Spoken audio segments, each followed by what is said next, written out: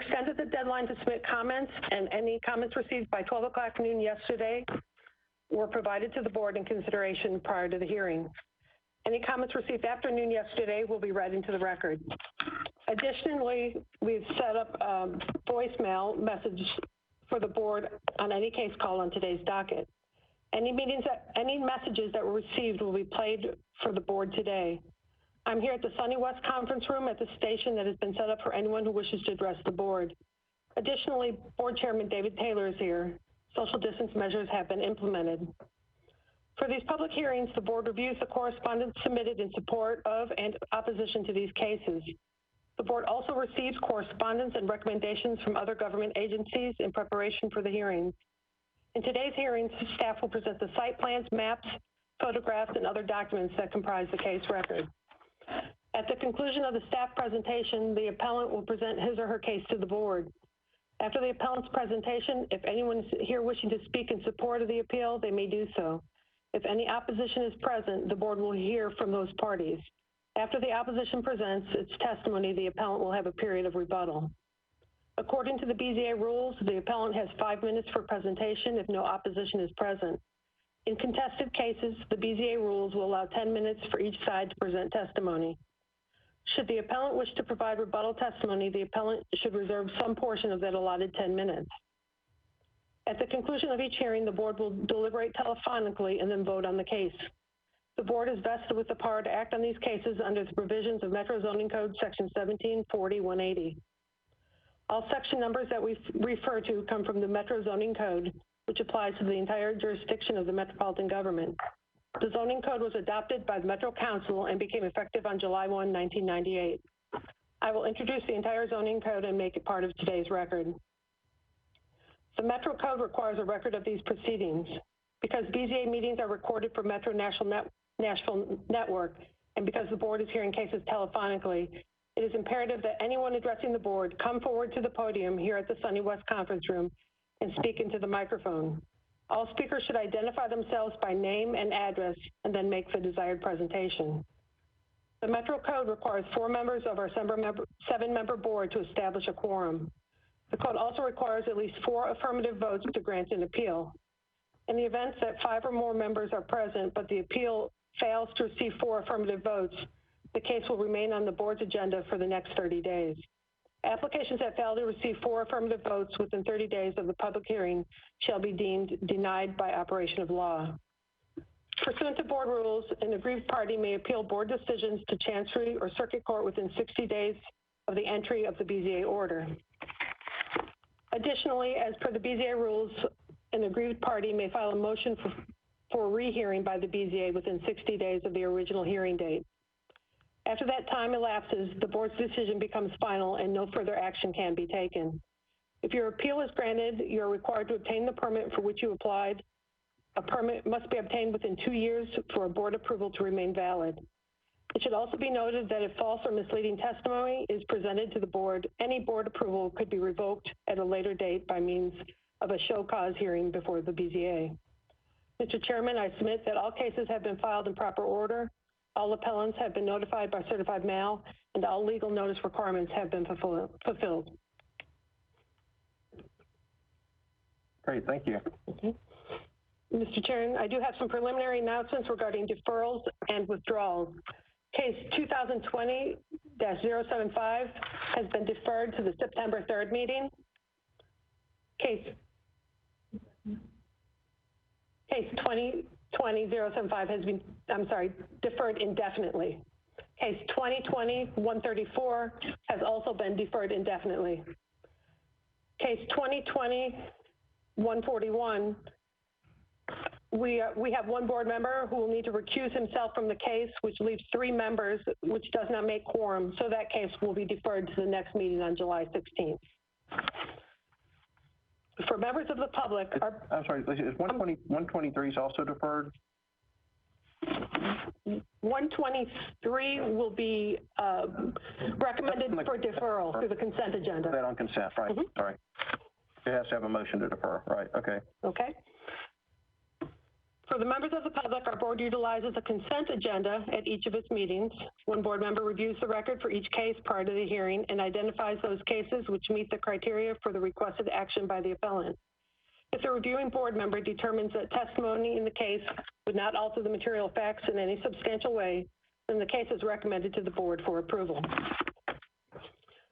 We'll enter into the record the cases that have been so recommended, and if anyone here is in opposition to the cases identified for the consent agenda, we'll remove the case from the consent agenda and hear it in its regular order. The first case on the consent agenda is case 2020-123. It's recommended for deferral through the consent agenda. Is anyone here in opposition to case 2020-123? Second case on the consent agenda is case 2020-138 at 4 25th Avenue North, requesting a variance from the front setback requirements based on an updated site plan to construct a single-family residence. Is anyone here in opposition to case 2020-138? And case 2020-145, located at 2020 Lindell Avenue, is requesting a special exception in the IR district to operate a children's theater. Is anyone here in opposition of case 2020-145?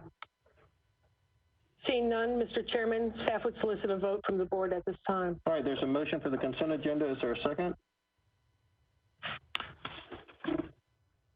Mr. Lawless. I second the motion. I have a motion, I have a second. Any discussion? We'll take a vote, starting with Mr. Lawless. Aye. Ms. Davis? I'm in favor. Ms. Carpenter? In favor. I'll vote in favor also. That motion passes. Consent agenda passes. Members of the public, if your case was just approved on the consent agenda, please give staff until Monday to process all the documentation associated with your appeal, at which point you may come in to pursue those permits for which you have applied.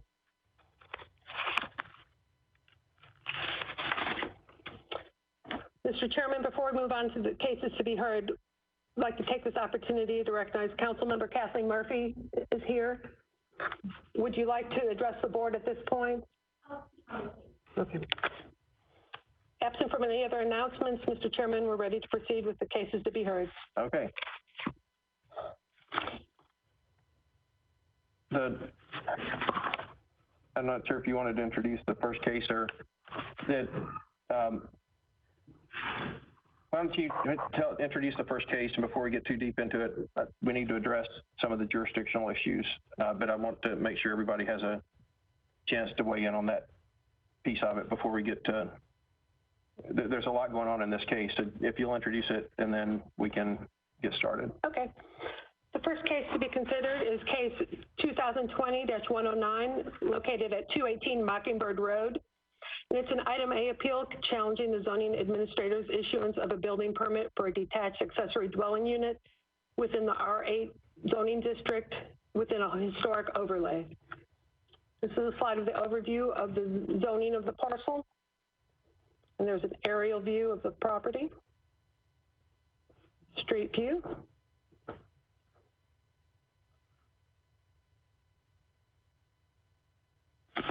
Mr. Chairman, would you like to? Well, and I don't know if Council Lady Murphy would like to address this. Well, the way we normally look at items.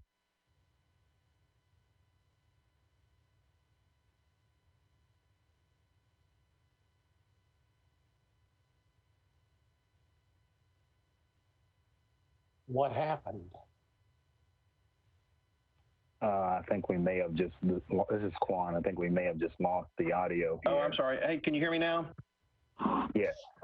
Yeah, there's a little wireless mic here, and it keeps going off, and so I've got to be sorry. Please let me know if you don't hear me, and it'll remind me to click this mic back on. But in the process of I was going to say, I think the last thing we heard is you mentioned Councilmember Murphy and how we usually do things. We didn't hear anything after that. Okay, thank you. So, but the way we normally will hear an item A appeal is to hear from the zoning administrator to tell us kind of how we got here. In this case, how a day-to permit was issued for this property. Then we would hear from the appellant, who is Council Lady Murphy, to say why the zoning administrator was wrong. And then we would hear from, in this case, the property owner and or their attorney to talk about why the zoning administrator was correct. And I guess, and that's the normal process, but in this case, the property owner, through their attorney, has raised the issue of jurisdiction on this case. And so I think it probably is best to hear from the zoning administrator on basically how we got here, and then hear from Mr. Poole on Metro Legal's thoughts on, is this the right body to hear this? And certainly have Council Lady Murphy the opportunity to address that too, to say, no, this is where basically, where does this case go? If it doesn't go here, where does it go? But we need to establish first if this is the right spot for it.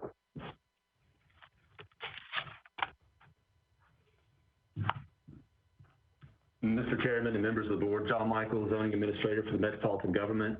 Permit was issued for detached accessory dwelling unit on this property. That seems to be the subject of interest for the opposing parties and, of course, for the appellant naturally as well. The fundamental issue most in question for those who oppose seems to be the setback and related issues to an easement that's in place at that location. For the zoning staff, and this is very important to note, the setback determination is actually made by historic staff for properties in these historic areas. It is a practice where they provide the required setbacks to us, inform us accordingly.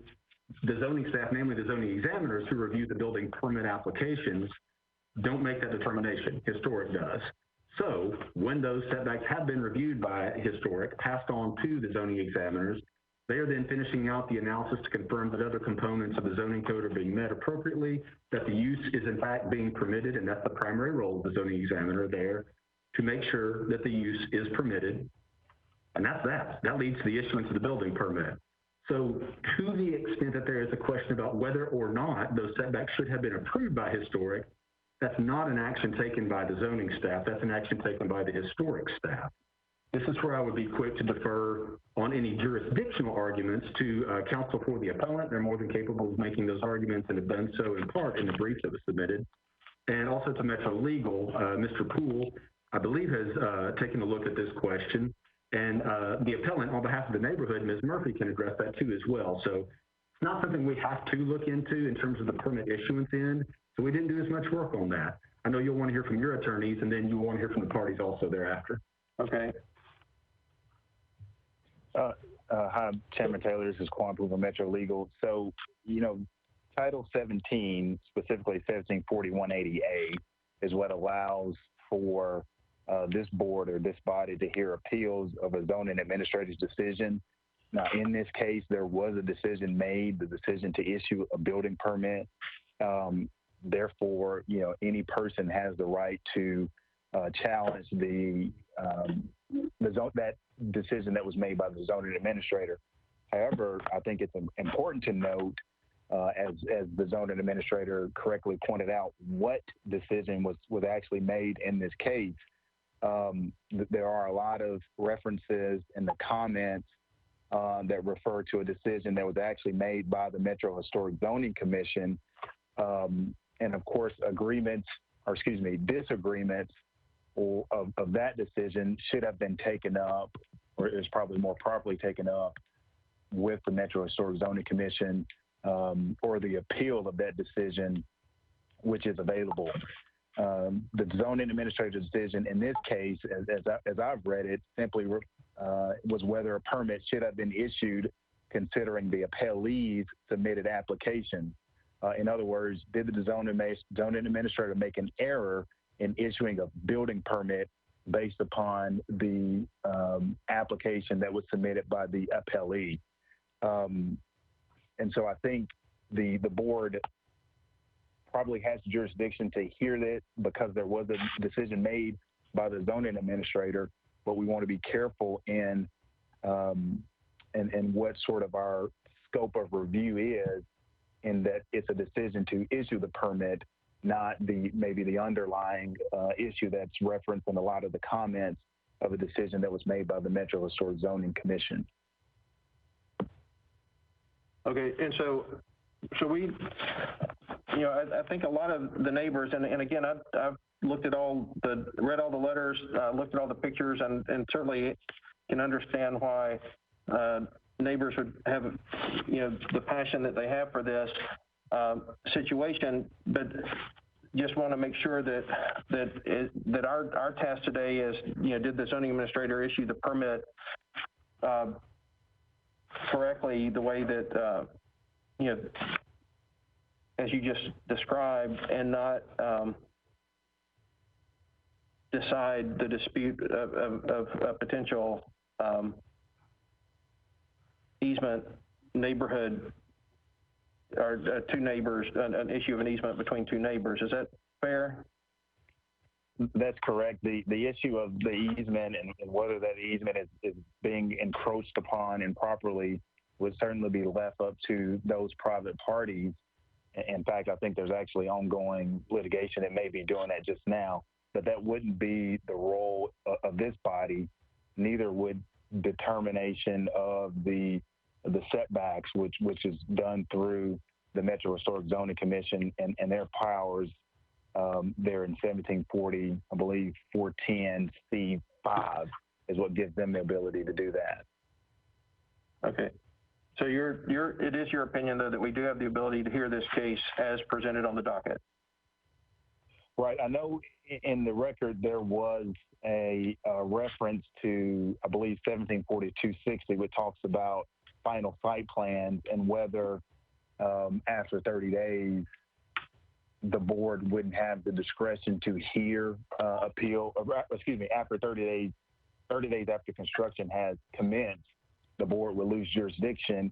However, that provision, as I read it, it states that a final site plan action may be appealed to the BZA. Approval of the final site plan by the zoning administrator may be appealed by the non-applicant within 30 days following construction. However, in this instance, I don't know that the zoning administrator actually approved that site plan. It appears the site plan was approved by Historic when they went through that review process. So I really don't view 174260 as being in place here because the zoning administrator didn't approve, quote unquote, the site plan. He merely reviewed the total application and decided whether the building permit should be issued. Okay. Are there any board questions for either the zoning administrator or for our legal counsel at this time? Okay, seeing none, then we will proceed with Ms. Murphy.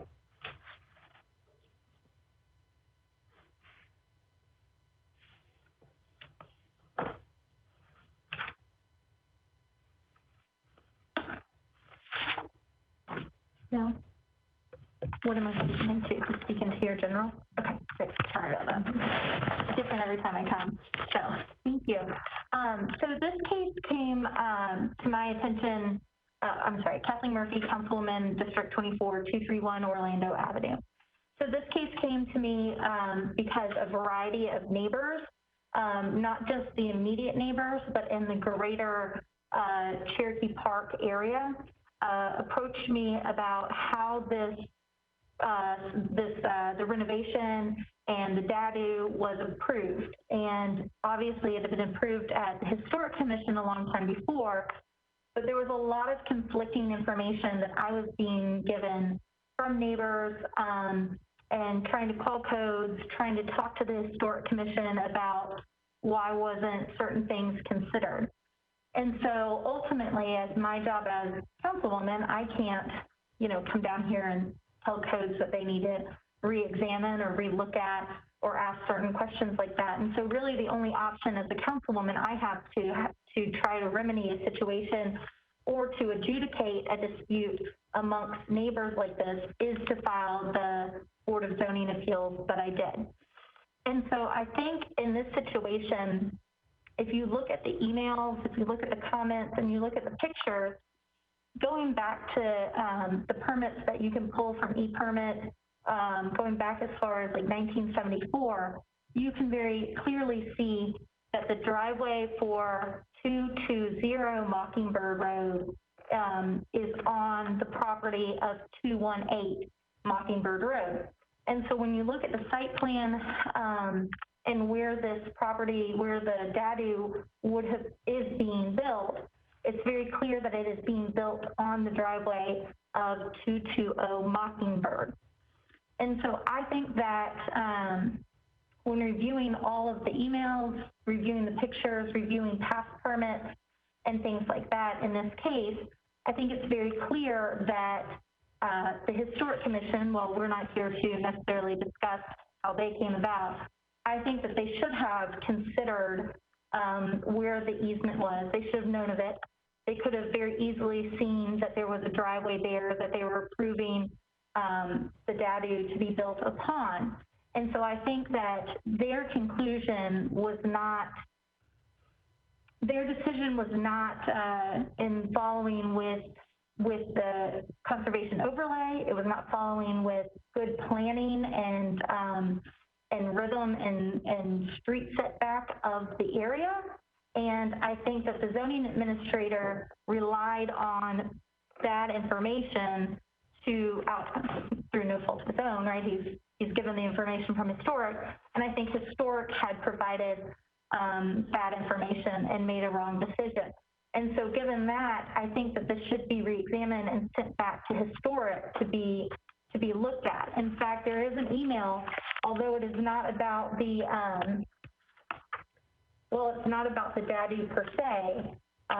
Historic zoning administrator Robin Ziegler says in an email dating August 14th, 2019, that in hindsight, the commission and the staff recommendation should have been for the second level to be lap siding, half timbering or shingles on the second level rather than fully bricked house. I think we have to chalk this one up to our mistake.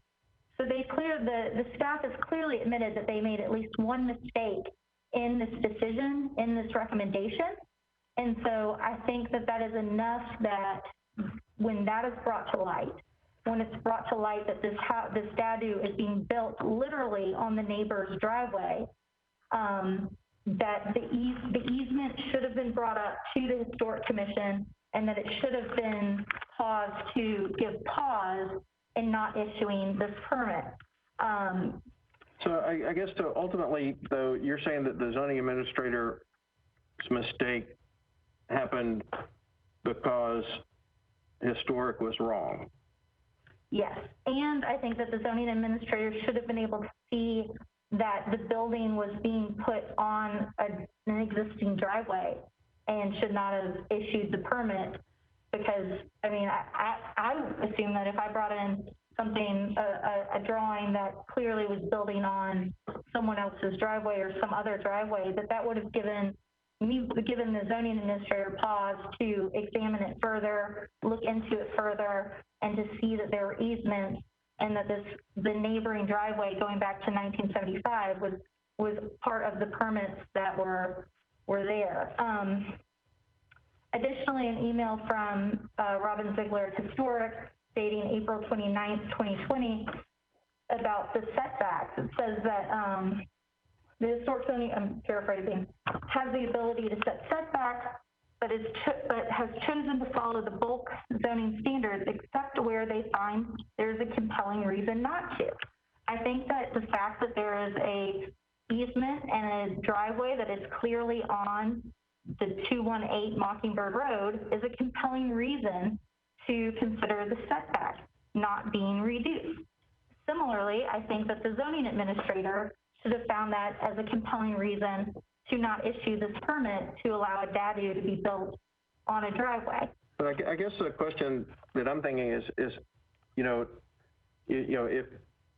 and again, we're not part of Metro Historic, and so we don't sit on those cases. We don't actually review those cases. I mean, their process is if you don't like the decision of Metro Historic, then you take it to Chancery Court. I believe, isn't that the next step? Or yes. So you would take it to Chancery Court instead of taking it to us. And so, let's just say, and again, I'm for argument's sake, not for any fact that I have seen, or just for argument's sake, the Metro Historic, you think Metro Historic made a mistake, and you didn't, no one, not you, but no one appealed the decision. Right.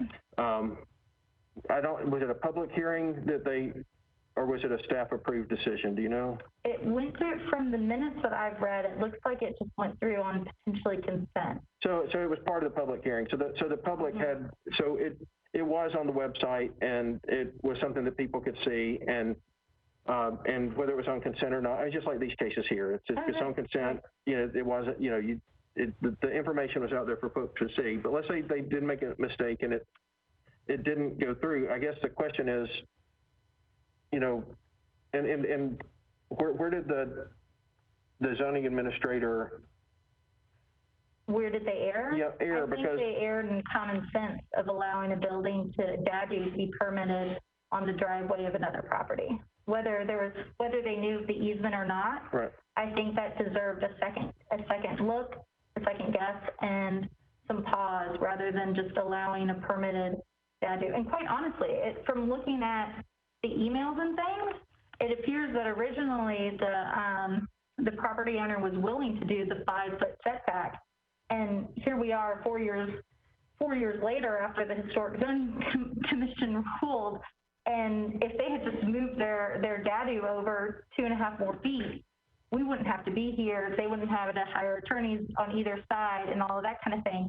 But the simple fact that Metro Zoning did not second guess or look harder at granting a permit of a building on the driveway of another property, I think that gives me pause, and I think it should have been looked at more closely by the zoning. Okay, I have our legal counsel is asking, I think has his hand raised. Juan, did you have a comment? Yeah, just briefly. Thank you, Chairman Taylor. This is Quan Poole from Metro Legal. Just briefly, I know because there have been a lot of references towards the commission making a mistake or staff making a mistake. I just wanted to remind the board that we do have Robin Ziegler from Historic on the call. If there's a need to ask any questions of her about whether there was a mistake is made, she is available. Certainly the board doesn't have to, but I just wanted to remind everyone that she is on the call if needed to answer any questions. All right, thanks, Mr. Poole.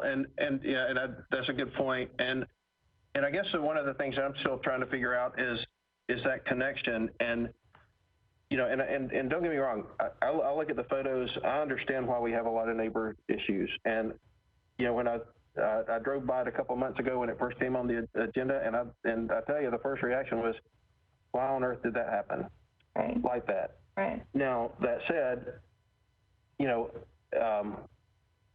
based on surveys, based on other things that are presented, based on the letter that Robin Ziegler has, put in the record to say, that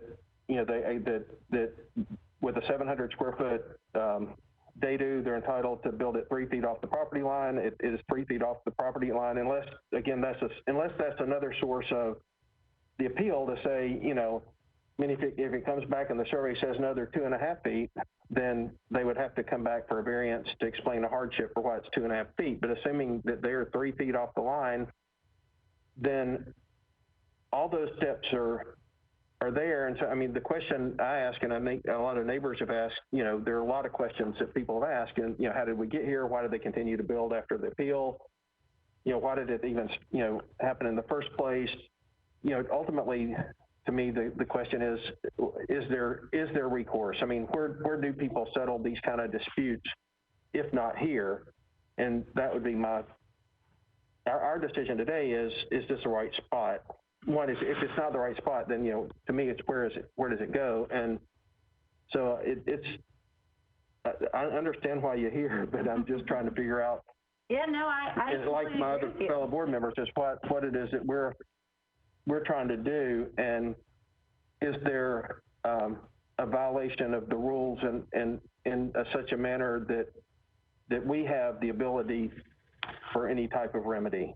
And so that's why, and so right now I see the Metro Historic through their process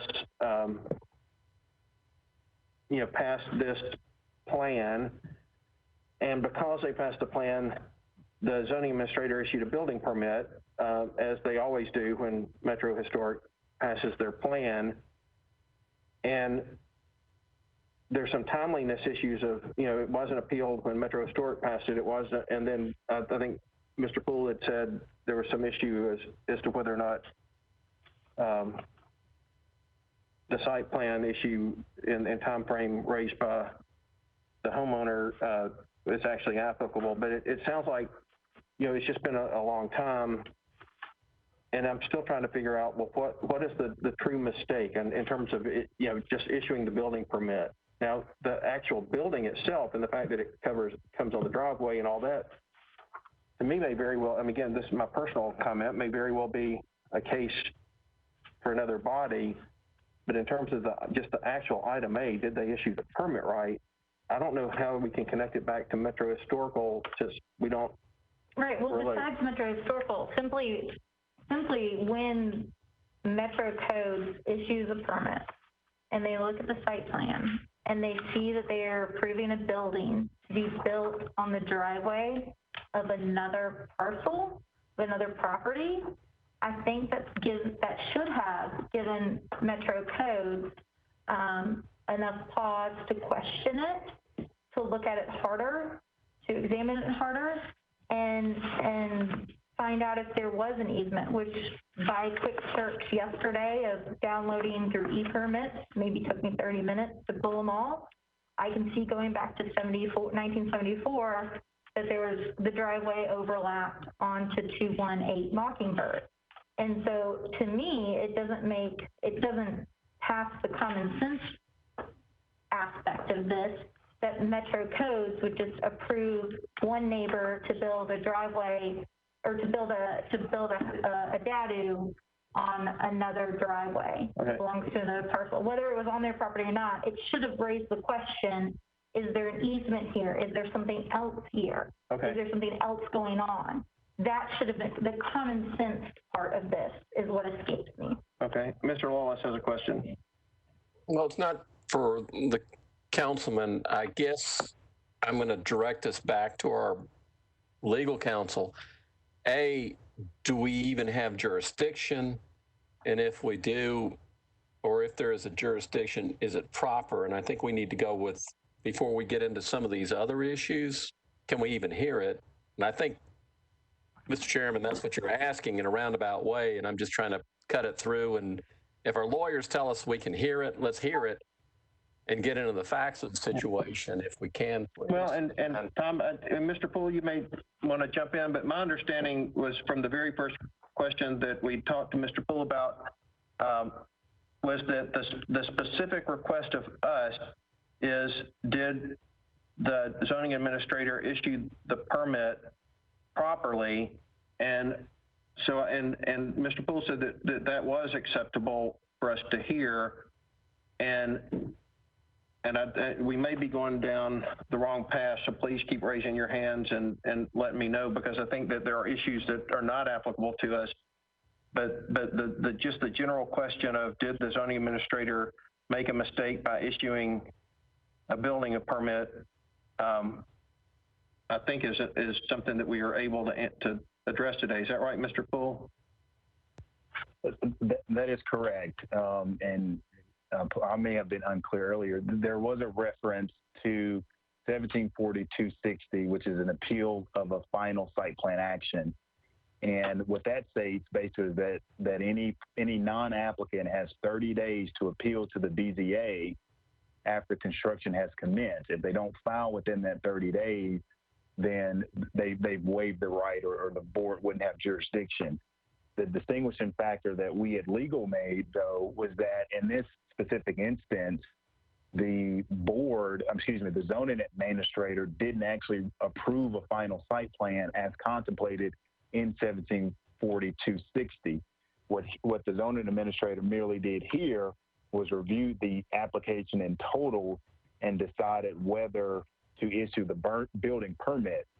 The Historic Zoning Commission actually has its own authority in 1740-410C to review to review the site plan in total and approve it. So under 1740-410C, the Historic Commission has the authority to review the site plan. So the zoning administrator, when it reaches him, he's not actually reviewing or approving a site plan as contemplated in 174260. So that 30-day after construction jurisdiction issue is not at issue here.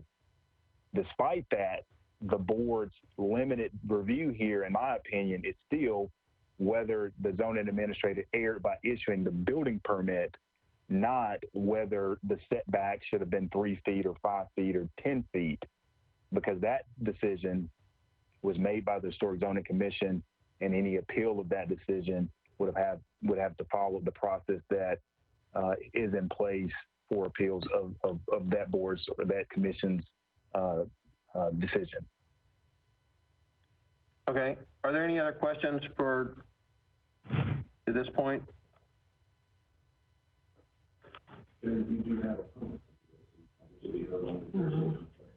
Right. So no questions. All right. So at this point, our time's up. I'll hear from the representatives of the homeowners to talk about, talk about the jurisdiction issues, and then whatever else you want to tell us. You can tell us. Chairman, members of the commission, my name is Tom White, along with my law partner Sam Bland. We represent the property owners who own the property at 218 Mockingbird Road. I think it's absolutely clear that there's a lack of jurisdiction on this specific issue. And with all the respect for Councilor Murphy, that I know very well, who is certainly very advocating of the position of some of the neighbors here, here's the issue that we got. I'm reading from her item A appeal, and it's basically the granting of a building permit for an accessory structure based on a 3-foot setback as determined by the Metro Nashville Historic Zoning Commission. So it's absolutely the Historic Zoning Commission action that we're here looking at. Now, that action by Historic was basically on July 24 of 2019. Not only not within 60 days, not to this day has there been any appeal of that decision, which they would have the standard 60 days for a common law writ of certiorari, which can go to Chancery or Circuit, either one. I also want to comment for the record that not only was a public hearing, it was opposed by some of these very neighbors at the time. And despite that, Historic granted what the very issue that we're here talking about is articulated by Councilor Murphy in her request. We sent down a position paper, which I'm sure has been distributed to the members. And basically, we took the position initially, it's absolutely clear somebody missed the boat when they didn't appeal by common law writ of certiorari the decision of the Historic Zoning Commission on July 24. Secondly, as we move forward, I want to bring to the attention of all the members of the board, this entire matter is in front of Chancellor Martin on a piece of litigation. We've talked about there may be a forum someplace somewhere, Chairman, as you mentioned, it's in litigation. It's been there for many, many months. Decisions have already been made in that case. I might say virtually all of them favorable to our client. But at the end of the day, it's in the Chancery Court. With respect to the issue of the building permit, the zoning administrator commented that the permit here, the building permit, was issued on September 4th. And I want to cite for a moment, as the zoning administrator said, this staff doesn't review. Mr. White, this is Tom Lawless. Can I interrupt you for just a second, just for clarification purposes? Did you say this is already in front of Chancellor Martin? That's exactly right. It's been there for many months. Okay. Thank you. Sorry to interrupt you. Problem with a question like that, you interrupt anytime you'd like to. With respect to what took place here, and we stated this out in our jurisdictional papers, the Board of Zoning Appeals, by state statute and Metro ordinance, is given certain authorities. We cited those, and those are authorities to review municipal zoning provisions. This is not a Metro zoning provision. This is basically something where it is set aside, an authority given to the Historic Zoning Commission.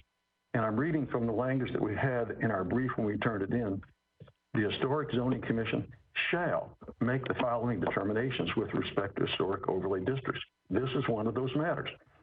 Quote, the building area within which a building can be located, including setbacks. It's directly the authority of the Metro Historic Zoning Commission. Their staff looked at it. They decided it in a public forum with opposition, and they said it was correctly applied for. To this day, as I said, there's been no common law writ of cert. It's long since passed its timeliness of 60 days, but it's there. With respect to the jurisdiction, as I said, I feel like it can't be any clearer. I've come down to this board on and off for 40 plus years. I've never seen this board consider a review or an appeal from a decision by the Historic Zoning Commission. It's a totally separate body. They've got their own staff. They make their own recommendations. They make their own decisions. It's that clear. And so with respect to the issue before you today, I'd respectfully comment that, number one, the entire matters in the Chancery Court. Historically, I've heard this board say on many occasions, it's in the court, that's where it ought to be. We're not going to get involved if there's an issue pending in the court. That's clearly here. With respect to the jurisdiction, again, if somebody knows that there's authority for this board to hear matters that are not authorized by the state statute or by Metro ordinance, I need to hear that. But again, specifically, I've read to you from the provisions from the historic zoning where it shall be determined there. No question about it, shall be. So when it came here for a decision to be made, the zoning administrator relied on, as they always do, what Metro Historic decided and issued the building permit. I'll make this comment, there's no dispute. Metro Historic has inspected this property at every phase. There has not been an objection. The building's basically finished at this time. And so, again, I have respect for people that utilize the system, but at some point, it's a front-end issue of jurisdiction. It's a front-end issue about equity, considering what's taking place in the Chancery Court at the present time. So I will answer any further questions, but I respectfully submit to the chairman and members of this commission that there is no jurisdiction around this issue. And with respect to the issue of did the zoning administrator do or don't do something wrong when he concurred with this, what else would he do when there's a mandate, the decision is already made by the Historic Zoning Commission, and they did what they did back on September 24th. So I respectfully ask that the request be denied. I'll answer any questions. I think it's absolutely as clear as it can be. Appreciate your courtesies. And I've spoken to Council Lady Murphy. She's always very pleasant. We've got a good exchange about this. I just think there's no basis for it. Thank you for your courtesies. And again, I'll answer any questions. And so, Mr. White, our legal counsel has said that an appeal that says the zoning administrator issued a building permit in error is something that we're able to hear. And so, but your argument is also that they didn't issue it in error because the process was the same as it always is, and that, I mean, I definitely understand and agree with your argument and our legal counsel that going into Metro historical zoning decisions is not in our purview. I mean, that's exactly our position, Mr. Chairman. I mean, at the end of the day, you can consider in a vacuum whether the zoning administrator made the right decision or not. That of its mandate, if the Historic Zoning Commission has to make the decision, and they did, then that issue's over. And there can't be any doubt that the zoning administrator had no alternative but basically to issue the permit as he did in this case. So it's basically, did or did not the Historic Zoning Commission have the authority to make the decision? They did in a publicly advertised, contested hearing and approved it. That ends it, in my opinion. There's nothing else that could be done other than the perfunctory issuance of a building permit based on that. For the zoning administrator to issue a permit, and then that would give anybody who opposed it an opportunity to appeal. And then if there were other offenses, then those specific offenses could be brought individually. I mean, if it were believed that it wasn't actually 3 feet, it was 2 feet, then they would have to have a variance, or they'd have to come and prove it to somebody, that kind of thing. I mean, those are all things that people have the right to do, but in terms of just challenging, and again, assuming, I'm sure you would argue, and I haven't, other than driven by, you know, I didn't do any measurements, I haven't seen the survey yet, but assume it's correct. If it's not correct, then there's recourse. No one has raised any issue but that it meets the 3-foot requirements. Okay. No one has raised that. And as I said, the permit here as issued by the Metro Zoning Administrator was September 4th. And the appeal, even on that, the item A case was filed on March 9th. So I'm just talking about just a sense of equity and fairness. But again, my principal argument, Mr. Chairman, is there can't be any jurisdiction here if the zoning administrator did what he was required to do. There's no doubt about that. Unless somebody says these historic zoning commissions don't have the authority, which are spelled out and say, shall be their decision. Okay. Mr. Wallace. Mr. White, on the litany that you just went through, are all those issues before Chancellor Martin? They are, other than there was no timely appeal of the decision of the Historic Commission. But yes, all the issues about whether it's adverse possession, any number of the other issues articulated very well by Council Lady Murphy are all in front of Chancellor Martin and have been for many, many months. Okay. Thank you, Mr. White. Okay. Thank you. Okay, and then, and any other questions for Mr. White? Okay, I think that there are just, there are a couple of, a letter that we need to read formally into the record because we're on teleconference, and then I think there are 3 audio clips, is that right? That need to be Yes, there are. kind of formally introduced to the record just so that we have a complete record of the hearing. And then we think that we can hear from Council Lady Murphy has maybe a minute or 2. No time? Well, no. All right, so it's Council Lady. So if you could read those into the record, and then we'll proceed. Okay. I have an email that was received from Jean Harrison on behalf of Randy Hornick and Miss Grace Crenshaw in regard to case 2020-109. It reads, my clients live at 220 Mockingbird, which is next door to the property in question. My clients did not file this appeal, but they support Ms. Murphy's general position. To the extent this board has jurisdiction over the matter, my client submits this letter to provide additional context to the issue. I would briefly point out that my clients have lived in this home for more than 30 years. My clients were actually instrumental in ensuring that the conservation overlay, which governs the pending case, was passed, and that they've been great supporters of the overlay. When Ms. Mayhew filed her appeal with Historic, my client supported the building of a dadu, but they objected to the placement. It was my client's understanding after the hearing that the dadu was going to be located 3 feet off the driveway. My subsequent conversations with Historic staff made it clear to me that they did not know that the driveway encroached on Ms. Mayhew's property when the permit was granted, even though the encroachment was noted on the drawing survey provided to Historic. At no time did my clients believe that the dadu approved would end up on the driveway, which is where it is now. Ms. Mayhew has vigorously denied that it is on the driveway, but the pictures tell the story, and she cut into the driveway and is now sitting on a smaller sliver of it.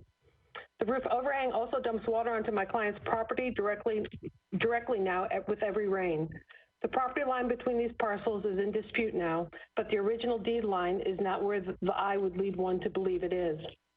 Before the structure was under construction, I reached out to the codes department to put them on notice of the issue because the footer layout encroached on the driveway and appeared to violate the setback. Codes would typically enforce the setbacks. However, since this is a historic overlay neighborhood, they cede their power to address permit issues, including setbacks, to Historic. Historic conceded in writing by Ms. Ziegler to my clients. Historic permits should be like any other permit with the process for review and revocation if needed. Historic did not follow their own guidelines in granting this permit, and no one from Historic ever came out to view the dadu layout until after the construction was underway. Once alerted, they didn't do anything. Historic has taken the position that they can't amend or revoke a permit. Codes amends permits and revokes permits and places stop work orders regularly. There's no reason Historic cannot do the same or direct codes to rescind a permit if they feel they lack the power. It is not the job of the public to police either historic or their fellow citizens.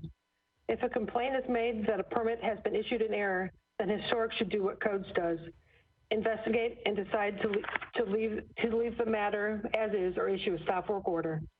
Historic's failure to act at all did a huge disservice to both my clients and Ms. Mayhew, as this should have been resolved before construction began. I'm reasonably confident that pretty much everyone on the board is aware of the CAPS case, and I think it applies here. In quotations, a permit for a use prohibited by a valid zoning ordinance, regulation, or restriction is void and subject to revocation. A zoning or building permit or certificate may be revoked or nullified where it was illegally issued, as where it was unauthorized or violates or does not comply with or conform to the zoning laws, or where it was issued under a mistake of fact. End of quote. CAPS versus Metro Government of Nashville, Davidson County. Number M 2007-013-COA-R3-CV, dated 2008, Tennessee, APP, Lexus 787, at 28. I would submit this permit was issued under mistake of fact and should not have been issued and should be revoked in this instance. I'm aware the remedy would be extreme, but Ms. Mayhew was very aware of the risks of building during this dispute and chose to continue construction despite those risks. My clients respectfully request that this board grant Ms. Murphy's request to the extent it has jurisdiction. And again, it was Jean Dyer Harrison from Harrison Law Group. In addition, we have 3 voicemails that were left, and I'll play those for you now.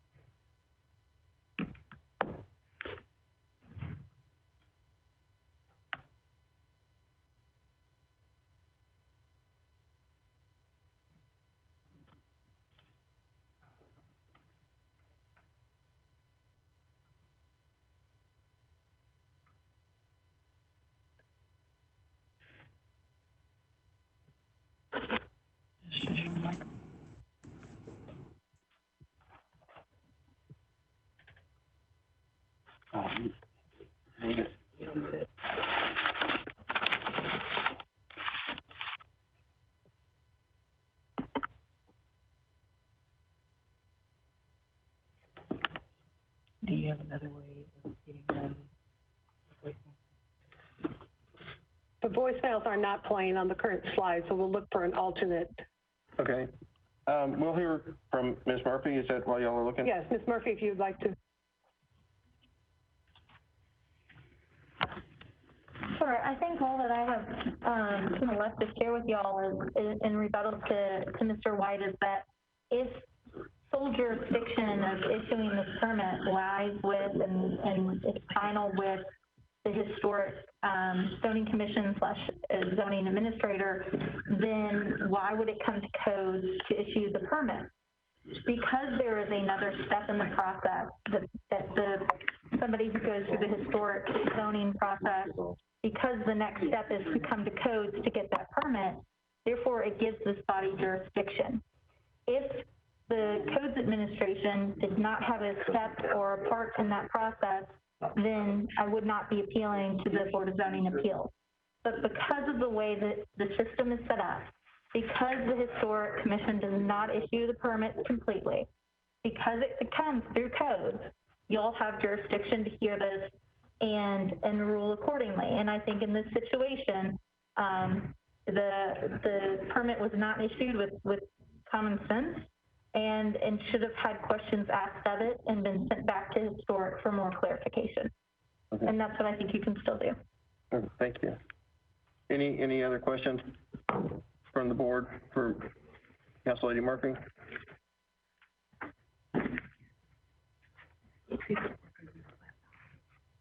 Were we able to?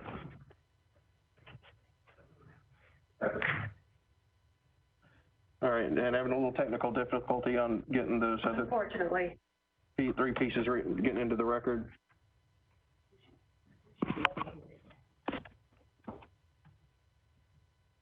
Oh, you know what? I may have those.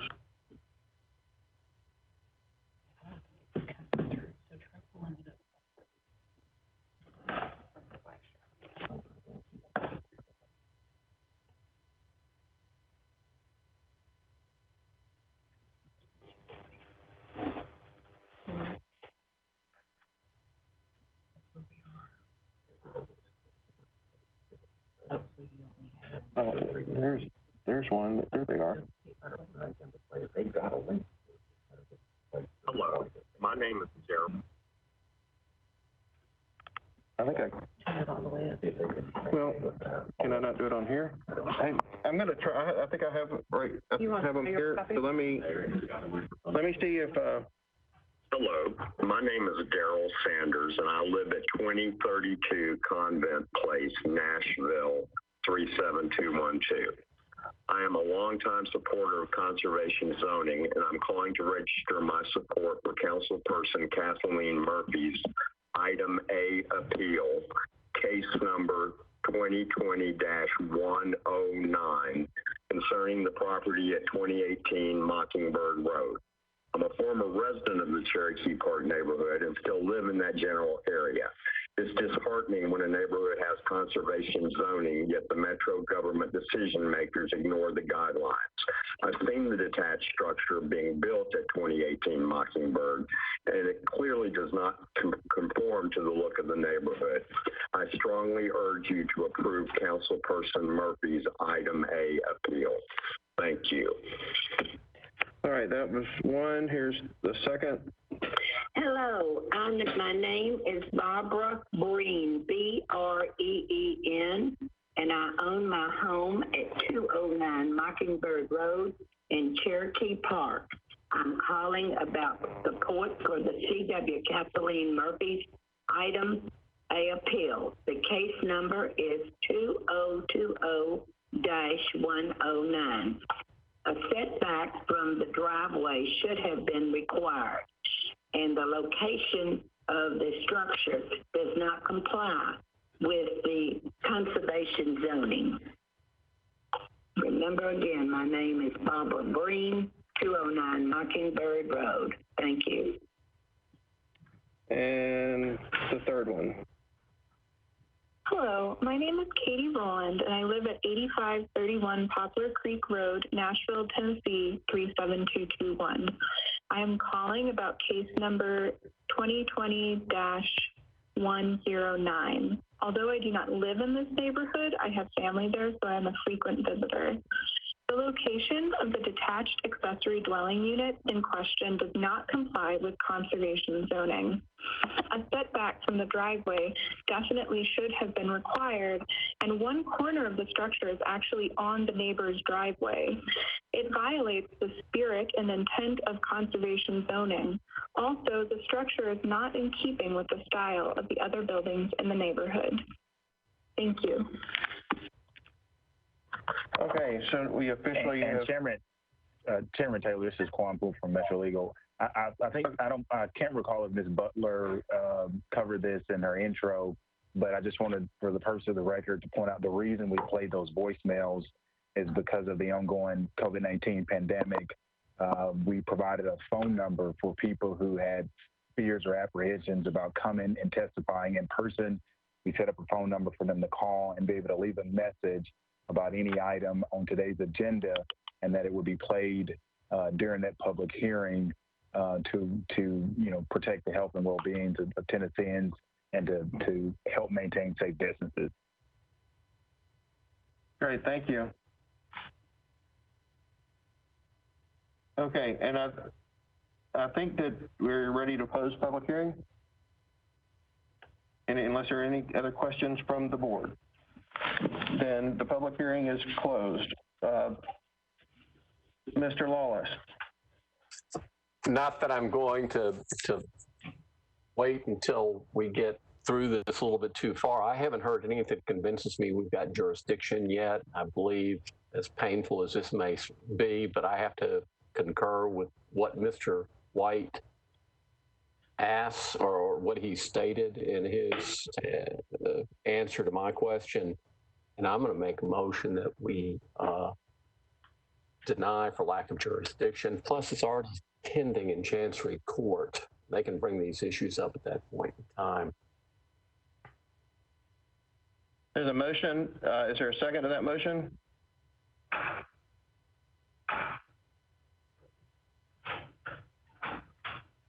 Other discussions?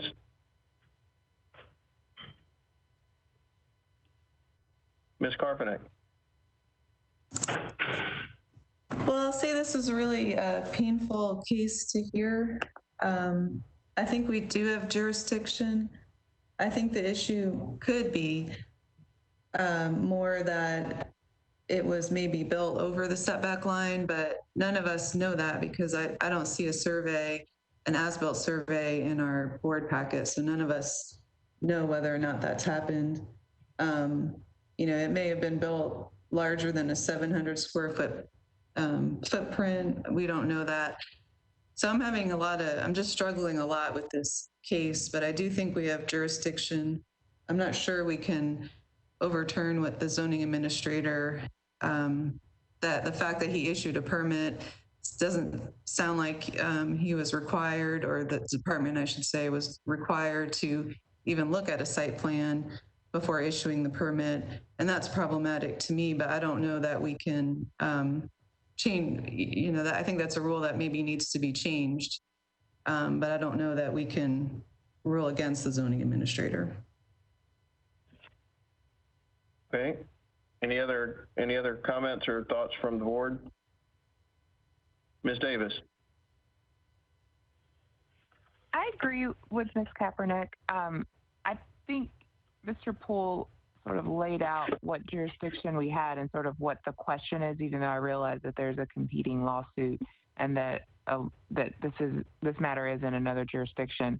I think this case is really tough, and I'm sort of also struggling with it as well. And so I'm interested in hearing the thoughts of the other board members. But I think it seems to me that the zoning administrator and the codes department is sort of a pass-through for issuing out the permit based off of something that another department did. And so it's sort of we're sort of this is a different place than most of us have ever been. And so I think that's one of the issues. And then the other issue is, and I don't know if we even get to this after we deal with the first issue, but it seems like, I don't know, it just seems like based off of the pictures and sort of the argument of the applicant, it seems like what Ms. Kaepernick said is also true. We don't really have a survey to sort of show, you know, what's sort of this, where was it supposed to go? And without more information, it's sort of hard to sort of assess what, if any, mistakes were made. So that's kind of where I am. Yeah, I'm you know, kind of going through the same thought process myself, thinking, you know, frankly, glad that we're not, you know, deciding on, you know, good neighbor behavior or anything like that, because it just seems like that there's an awful lot of the case that could have been avoided with, you know, a little bit different approaches to how things were, and the photos of the dado on top of the driveway, which, you know, I think are fairly clear in the photos, are a little bit disturbing to me. And yet at the same time, the question that we have before us is, you know, did the zoning administrator err in issuing a building permit? And there's nothing about the process of that that said there was an error. You know, I personally was concerned about, you know, what remedy, you know, and again, we don't, you know, this is a case that has as many neighbors opposed to it as we usually, I mean, it's really on the high side. It may not be the record, but it's as many opposed as you could see on a case like this, and there's a great deal of concern about process and kind of the, you know, how it all kind of went down, and I think those are, you know, legitimate concerns and all that, and yet I really think that you know, did the building permit get issued in error? I'm struggling for the case that we would have the right to do it, because it would be based on, I think, overturning a decision by Metro Historic, which, you know, certainly hasn't happened in the 8 years I've been on this board, and I don't think that it's, I don't know if it's ever happened. And so that's where I think that we got the advice from Mr. Poole that we don't have jurisdiction. And so it's just that fine line, but there are clear issues here that, frankly, I'm glad are going to the General Sessions Court to be adjudicated there, but I'm just really struggling with how much authority we have in this particular case with the permit. Mr. Lawless. Oh, I think, didn't they say that we had Robin Ziegler here for historic? Maybe we could get a little input there. Yeah, I believe Ms. Ziegler's here if you have a question for her. Don't necessarily have a question, if, and you know, maybe Ziegler has some recollection of when this came through or not. I was just at least wanted to make that offer.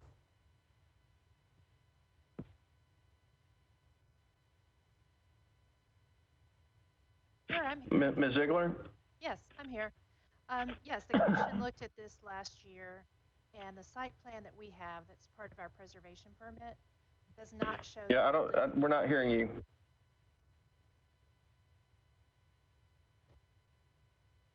My mic is unmuted. Yeah, and Robin, we're still not hearing you at the Sunny West. Okay.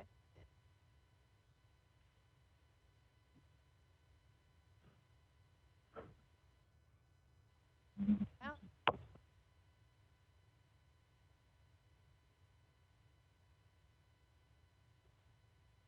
Hey, Robin, if you could go into the WebEx settings and make sure your microphone volume is turned up.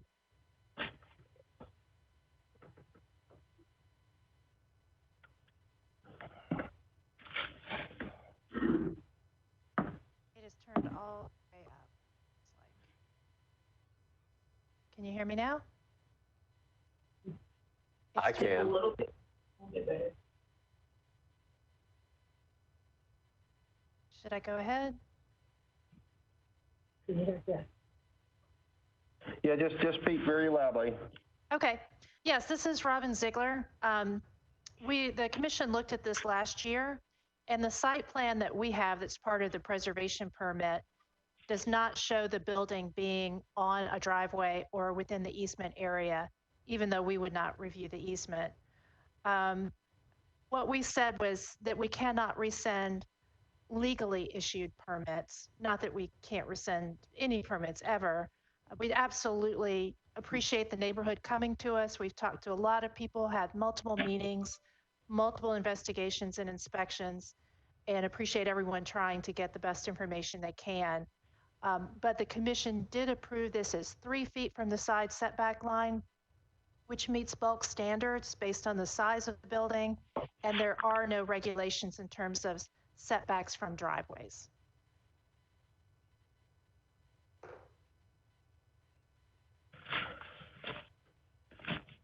So although it didn't show it was going to be on a driveway, it ended up on a portion of the driveway.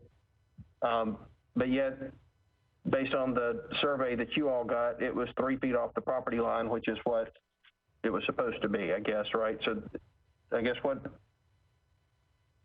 That's correct. If there is driveway on their property, then it's on their property, right? And so, you know, what we're looking at is that it be a minimum of 3 feet from the property line, which is what the commission approved and what has been constructed. And then where do easements fall into that? I mean, is that part of your record, or is that something that is between the two parties separately? You're right. Yes, it's a private easement, so that's between those two property owners. However, it does show, wasn't defined as an easement, but there is a line on the site plan that we have. And again, the building isn't crossing that easement.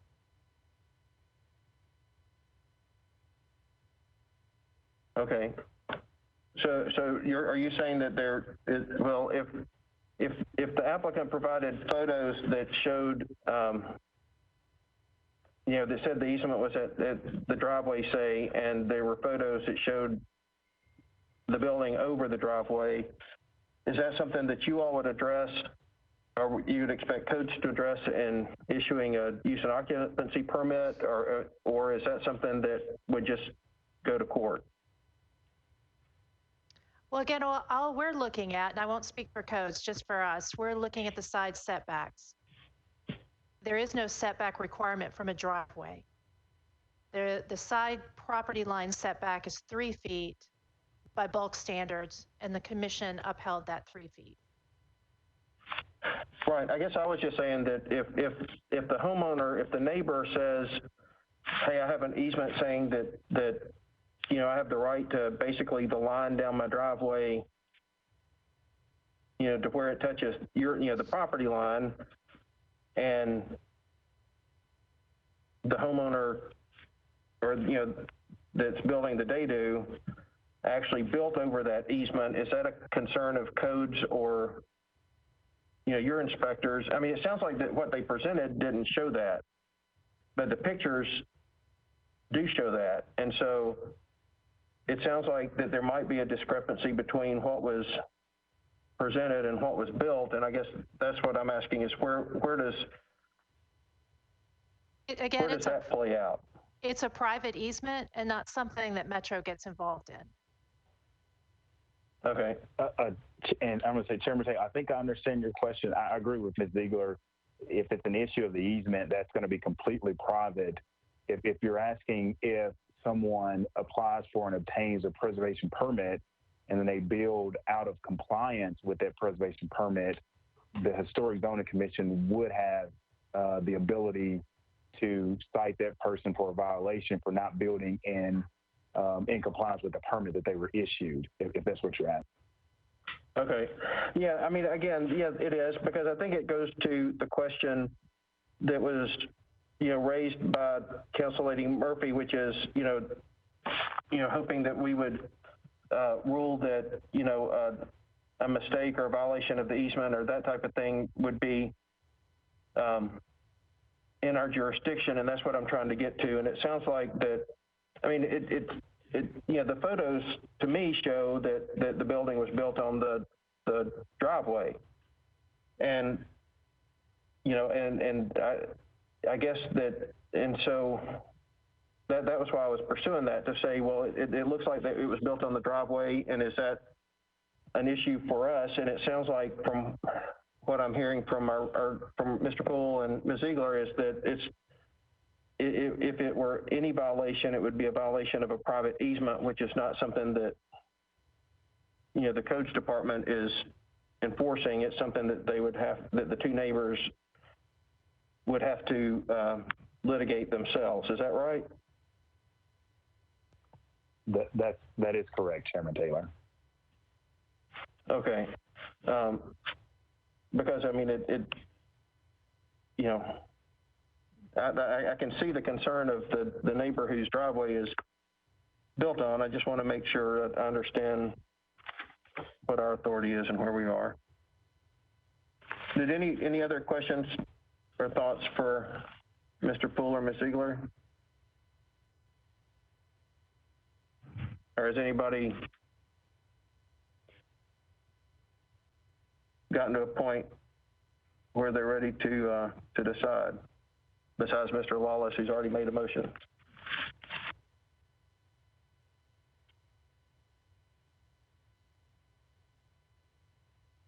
Ms. Carpenter. Well, this is not what I want to do, but I will move to uphold the zoning administrator's decision. Ms. Davis.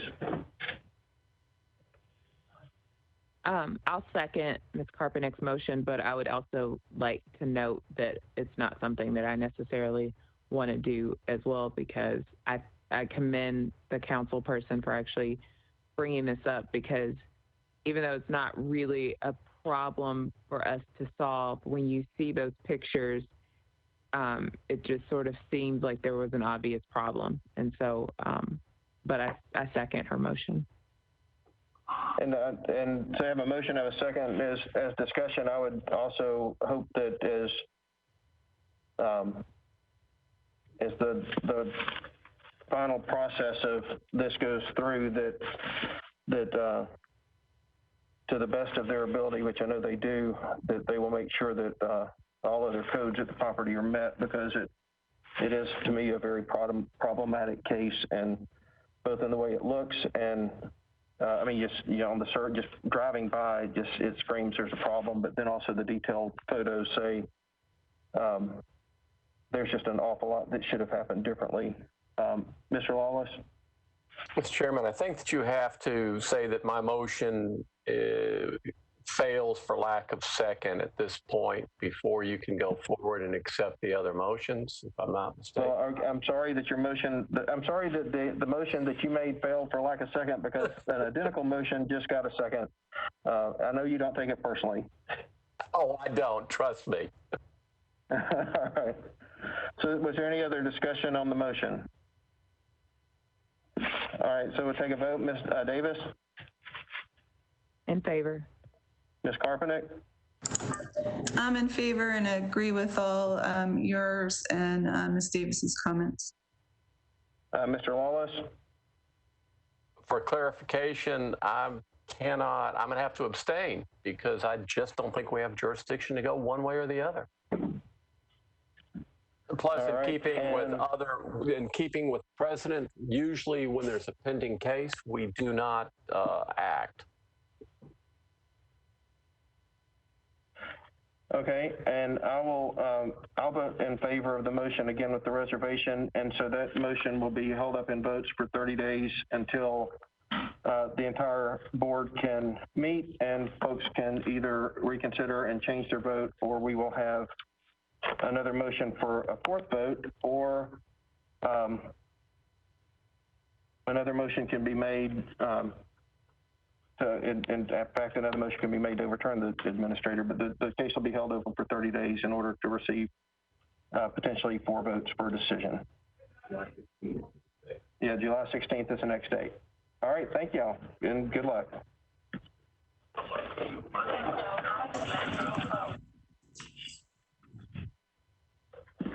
All right, next case.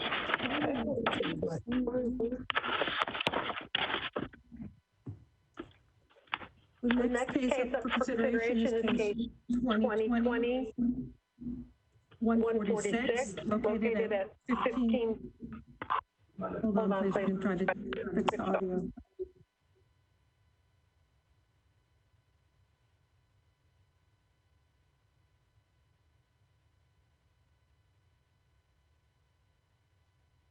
Here's we're having some audio issues again.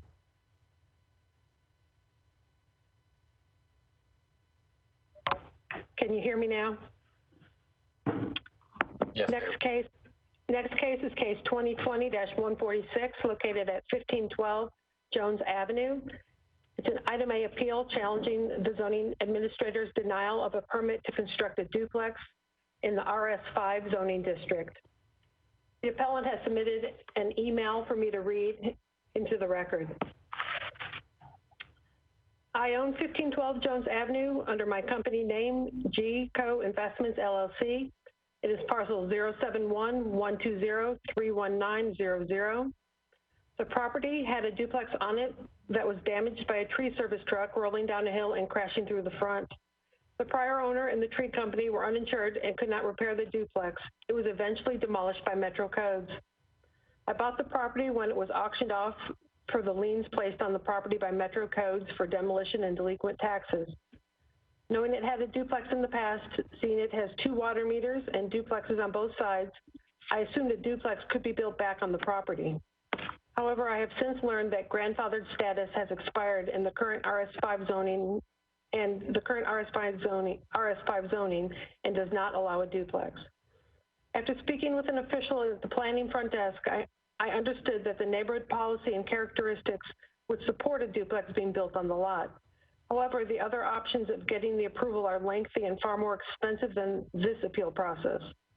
Therefore, I'm requesting that the expired grandfathered duplex status be reinstated so that I can move forward with replacing the duplex that was once on the lot. I've been contacted by a few community members about my plans for the lot and why the item A appeal was filed. In each instance, the person was surprised that the duplex could not be constructed on the lot since there was a duplex, and it currently has duplexes on both sides. One person stated that the neighboring duplexes are drug houses that constantly have a string of emergency vehicles.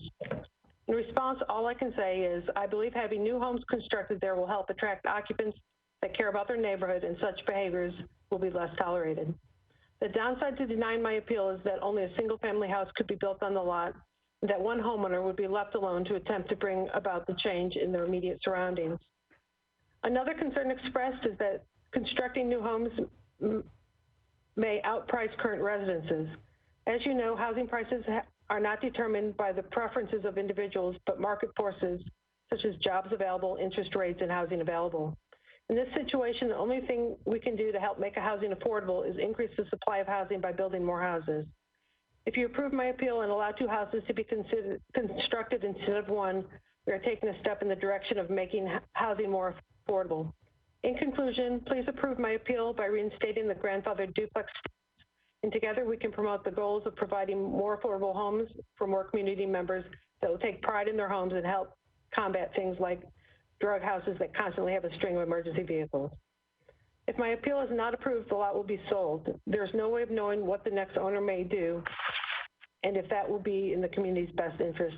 Signed, Brian Gaines, owner, GC Co-Investments, LLC. The appellant is also present. He was able to make it to our meeting. So if you have any further questions for the appellant, he is here. Is anyone here in opposition to this case? No one is opposition. You're in opposition. Okay, if you'd like to state your name and add anything else that you'd like to add in addition to your letter. My name is Brian Gaines. My address is 205 Cantrell Avenue, Nashville. I merely came here to answer any questions that might be asked. I don't have anything further to add. Okay. And it was demoed in 2011 and has not had anything on the property since. Is that correct? That's my understanding, sir. Okay. Are there any questions for the applicant from the board? Ms. Davis.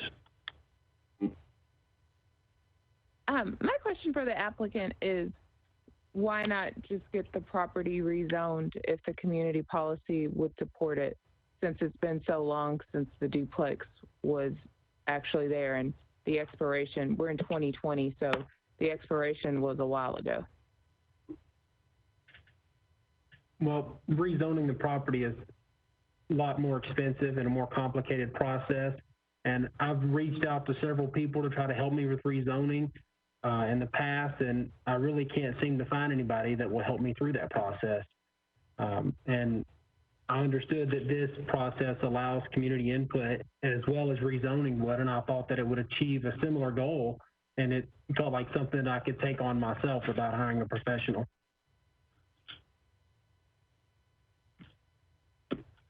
Any other questions? Is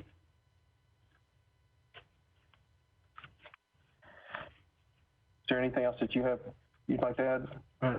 No, sir. Okay, we'll close the public hearing here, and I do have a question for the zoning administrator, and it really relates to whether or not we have, and maybe even Mr. Poole, whether or not we have the authority to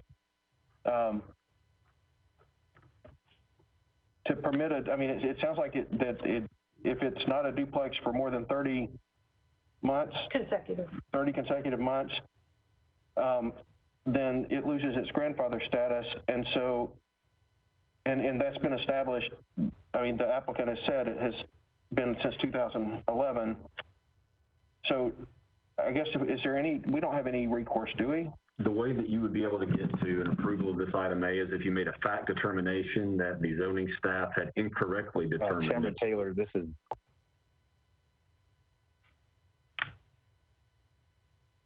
Sorry, I didn't introduce myself by way first there. It's John Michael, zoning administrator.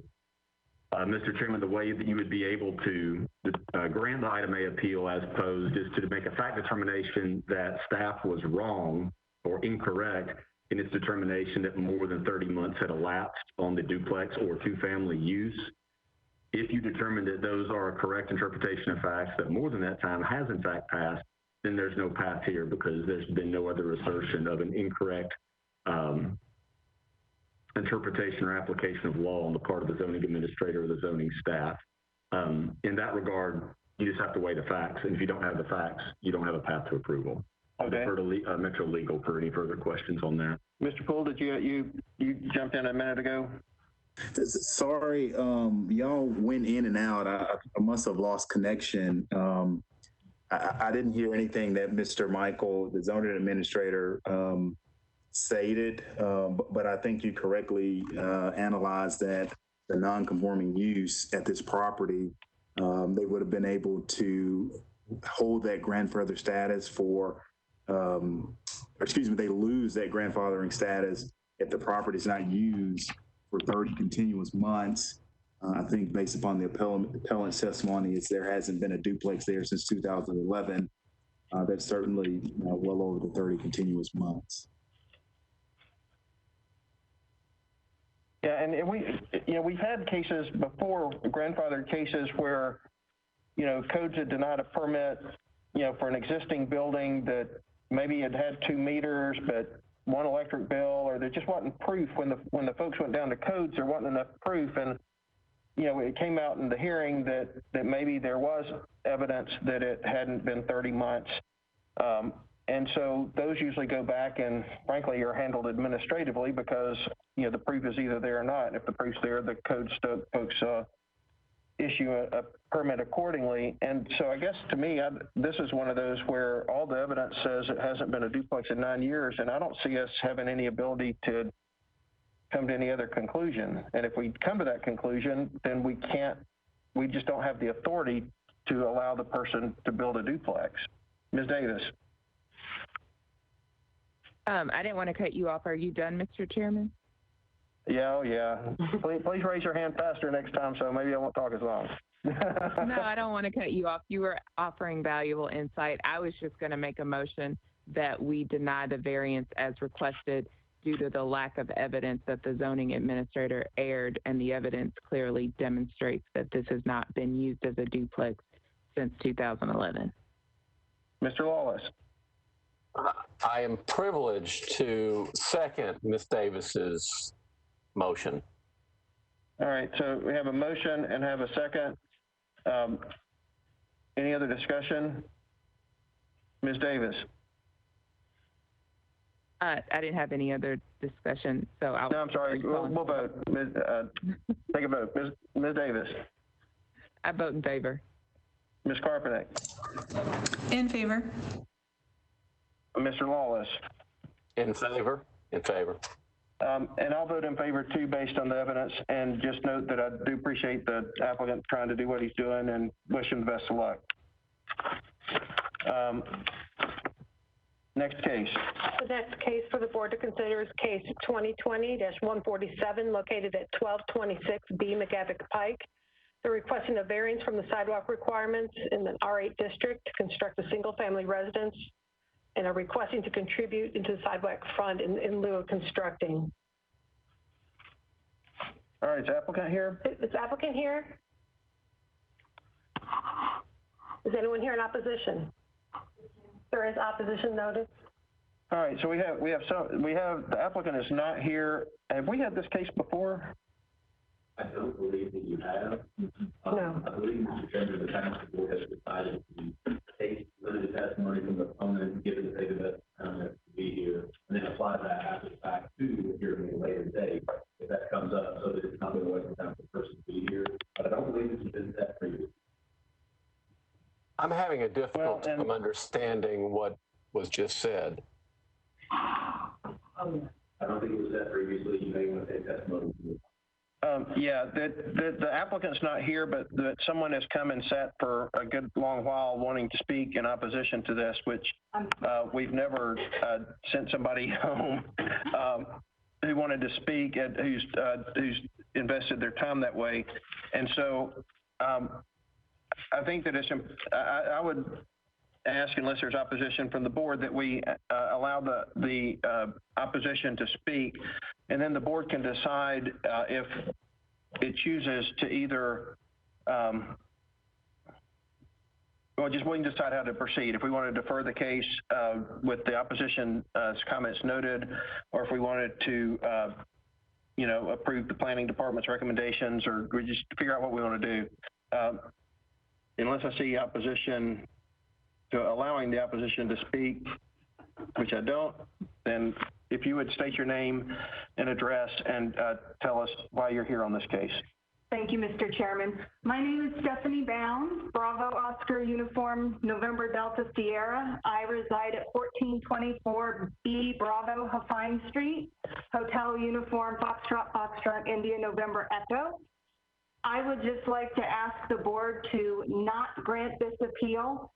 This street, McGavick Pike, has one continuous sidewalk from Gallatin all the way through to Cooper Lane. It passes through Riverside Village, which has a pharmacy, a convenience store, a gas station, and several restaurants. It's the only sidewalk on this road. This road has no shoulder and it has no bike lane. And on this block alone that surrounds it, there are at least 15 dogs with residents on that block, with people walking their dogs around the block regularly. So the disruption of this sidewalk and this walkway would have an impact and force people either into someone's yard or out into McGavick Pike, which has a speed limit of 35 miles per hour. There's currently a 5-foot sidewalk there, right? 5 foot would be generous, sir. 2 people could pass, but not with any distance. You'd be rubbing shoulder to shoulder. Yeah, and planning just said, and then our planning department says there's a 5-foot sidewalk without a grass strip. And so I did not measure it, no, sir. No, that's okay. I mean, and 5 feet sounds pretty big till 2 people trying to pass on a sidewalk. So I get that. So it just was, wasn't challenging. I was just curious. And so, but is it your position that you'd like for them to build a sidewalk with some sort of grass strip? I would like for them to build a sidewalk and not be granted an appeal to not build a sidewalk, because this appeal is requesting building a single family residence without building sidewalks. Well, and what the planning department has recommended is the applicant shall maintain the existing sidewalk in a state of good repair, and any portion that is not ADA compliant would be removed and replaced and made ADA compliant, and that the applicant should pay to the sidewalk fund for that. So they'd have to keep the existing sidewalk. I support that, sir. So you're okay with the planning department's recommendation? Yes, sir. To pay into the fund and to keep the sidewalk? Yes, sir. Okay. And was there anything else that you like to add? Were there any questions from the board? Okay, no, I'm sorry. I just wanted to say I appreciate you all giving us this opportunity and having all the social distancing available. That's wonderful. Okay. All right, thank you. Thank you, sir. Kind of an odd situation. Grover Collins at 1227 McGavick Pike. This is actually across the street from me. And Urban Dwellers, typically my client, I think they thought this was probably on the consent agenda. And if there are any questions, I'm happy to address that about the property in particular, but I would request, until I can get in touch with them, if there isn't a decision today, for that to be a deferral. Yeah, no, and that's typically, I mean, the council lady, Ms. Benedict, has come out saying that she would like to have an alternative plan and have them build. The planning department recommendation I've already read. It's not unusual for us to defer these cases on the very first time that someone doesn't show, which is in this case, and they may very, sidewalk cases that come to us now have already gone through the waiver process, and the applicant's already disagreed with either planning or whatever they're able to negotiate with the code staff. So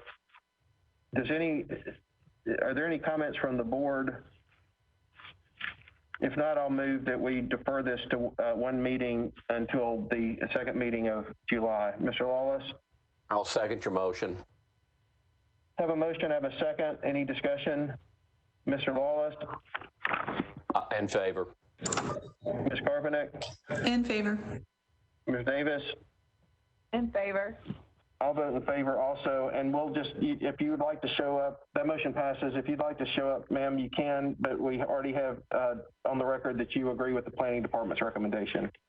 All right, thanks for coming. And does anybody need a break, or we just? Believe with the short-term rental. Yeah, we have two short-term rental cases. Anybody on the board need a minute or two? Raise your hand if you do. If not, we'll keep going. Yes, 5 minutes. Seeing none? No. Oh, Ms. Carbonek, did you need a break? 5 minutes would be good, thanks. Okay, we'll take a 3 to 5 minute break and then get back together with the two short-term rental cases.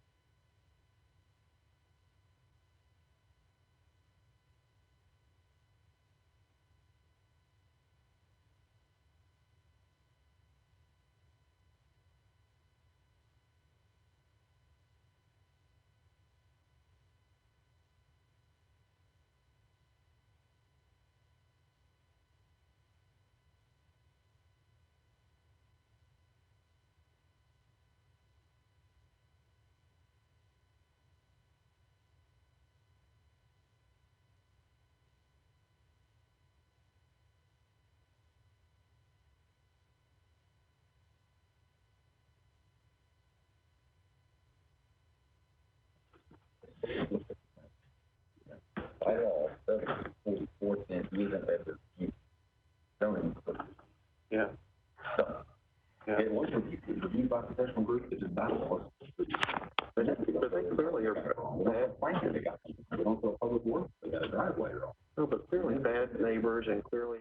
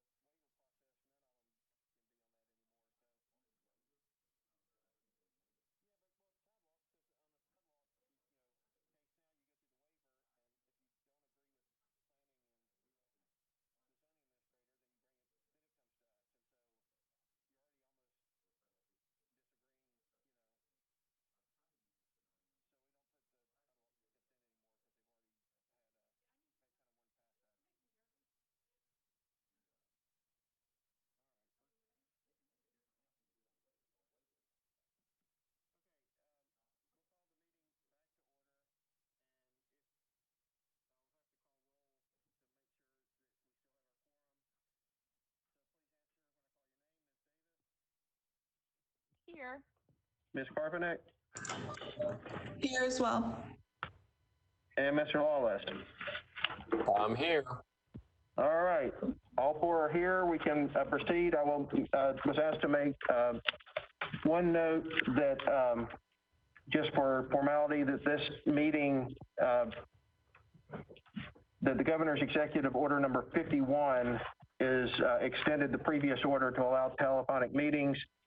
And that order was issued on Monday, June 29th, and that is the authority by which we are meeting telephonically today, just for the record. And next case.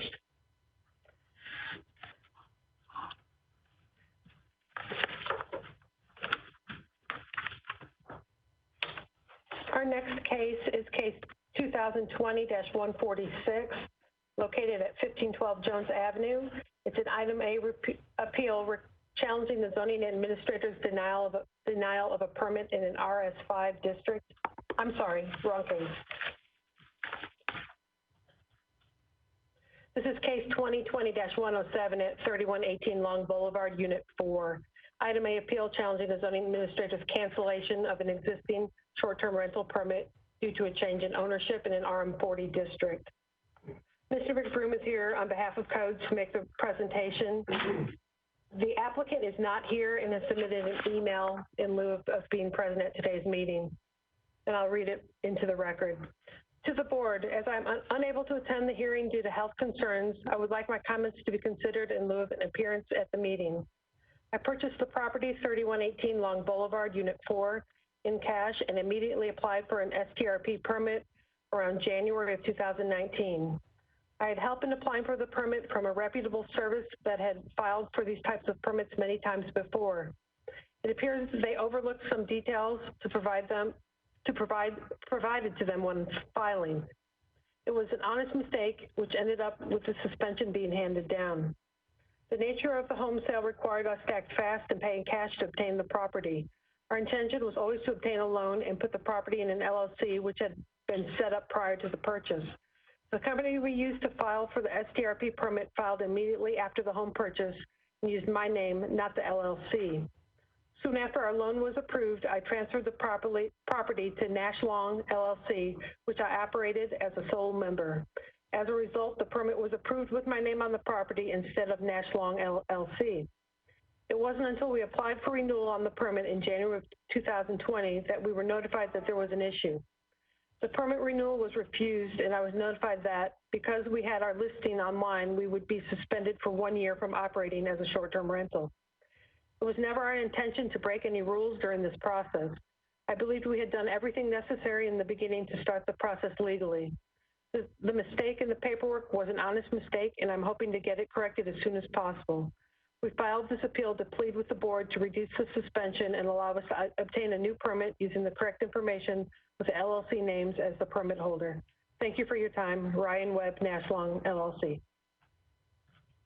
Okay, we'll hear from Mr. McBroom. Good afternoon, board. Can everyone hear me all right?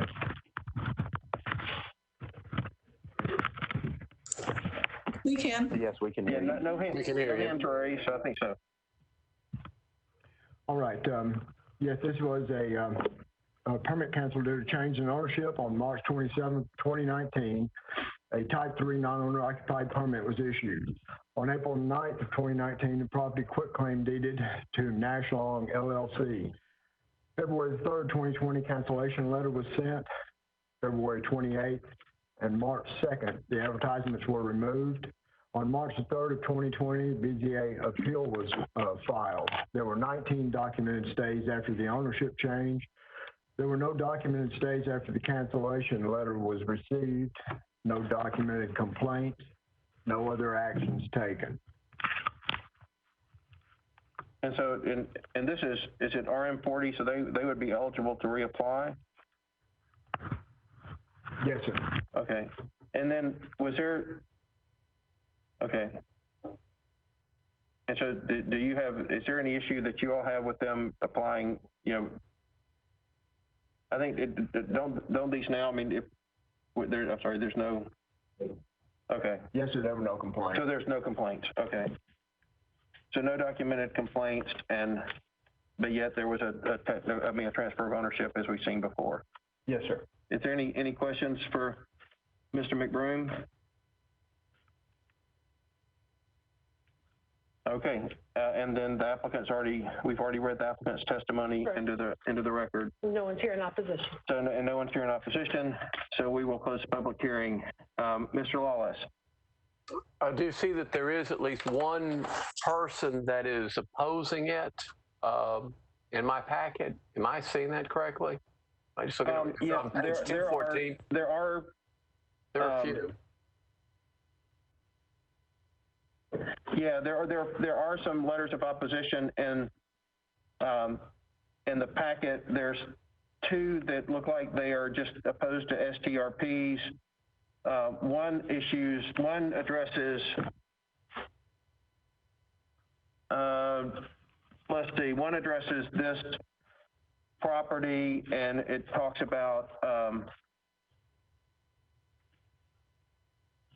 did it advertise sleeping more than allowed and that type of thing, which I think are all of those items. Basically, the folks that don't want it because they don't like STRPs certainly appreciate it, but that's not, in my mind, relevant to whether or not somebody should be able to legally apply for an STRP. The issue that was raised on this property, I think, would be something that, the codes department would ask as you're applying. And I guess in my mind, appreciate anybody expressing their thoughts on it. The offense here is, did you change ownership? And yes, and if you did change ownership, should you be allowed to reapply as the LLC owner?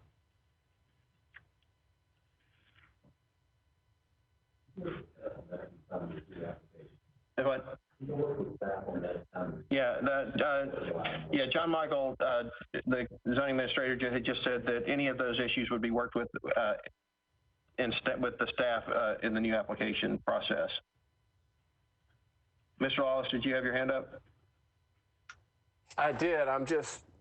This is one of those where an error was because of someone else's fault, which, it's like blaming your secretary if the mail doesn't get out or if there's a typo or something like that. And I'm not one of those people. That's what I heard. Now, did anybody really a little different? No, I think that's true, but I also think that, the testimony from Mr. McBroom was that the applicant, when notified that there was a change of ownership, and this is certainly not the first person that's ever come to us, saying, hey, I didn't know a change of ownership meant I lost my STRP.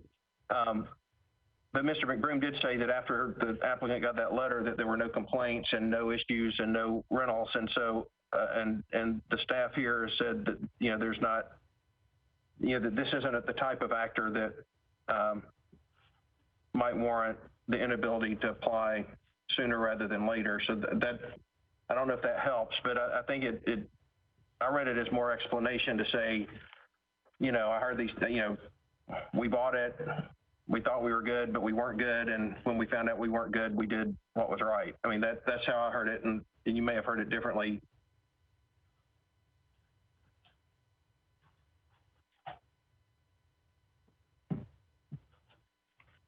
Yes, I'm going to be any other of today.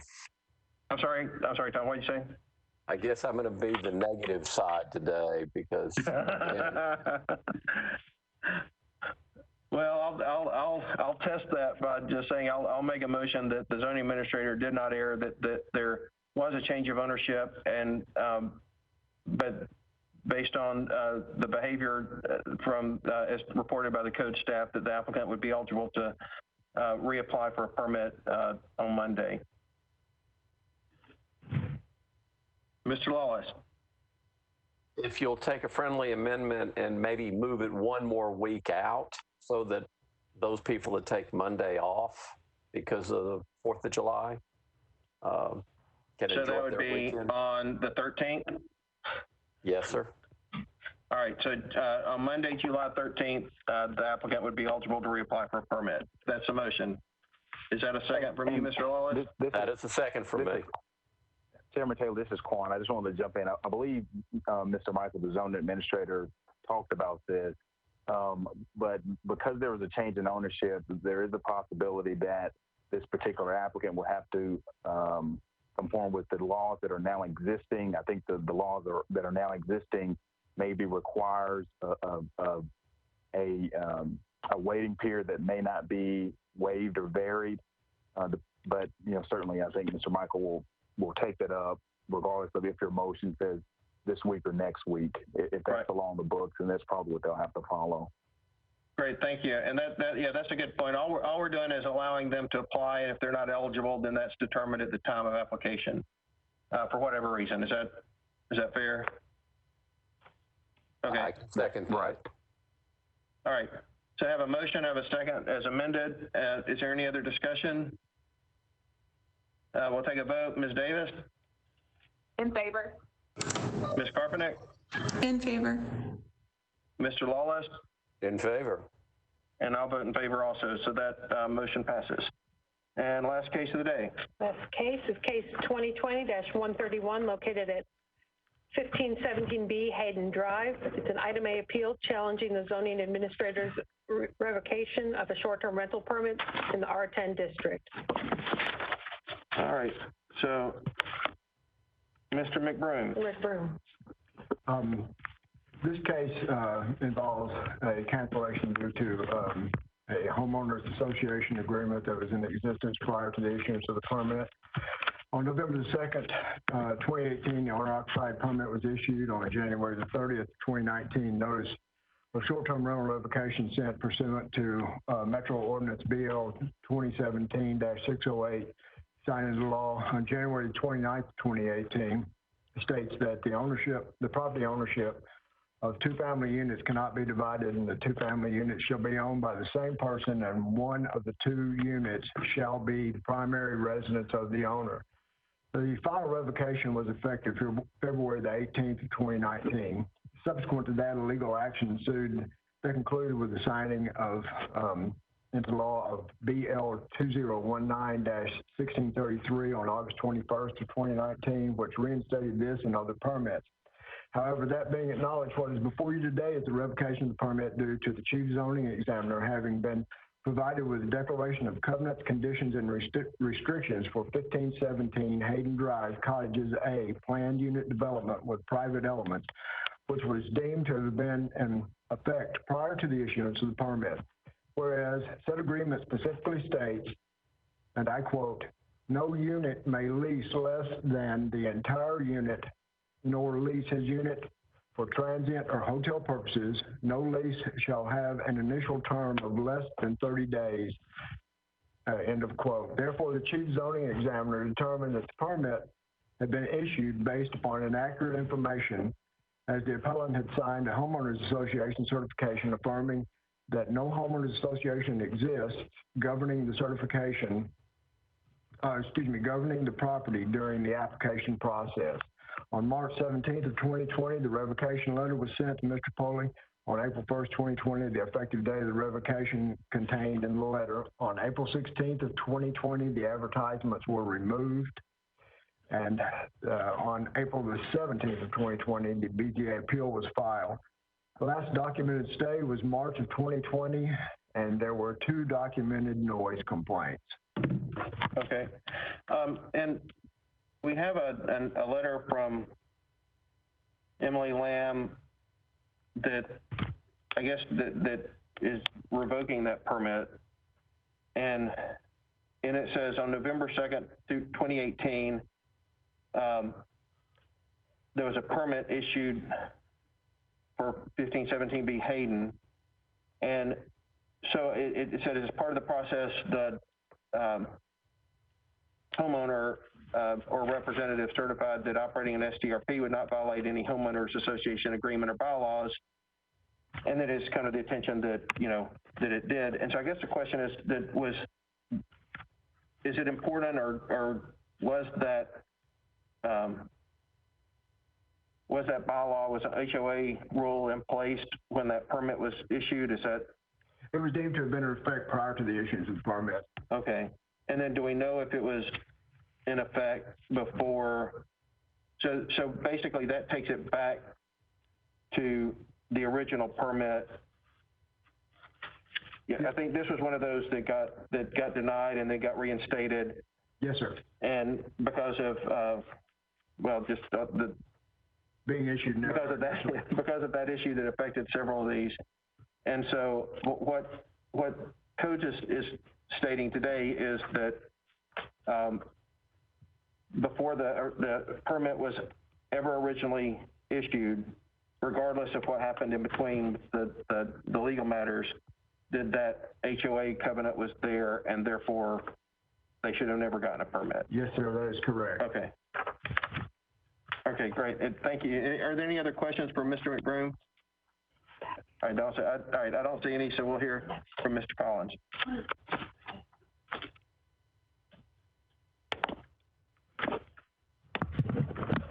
Oh, I should.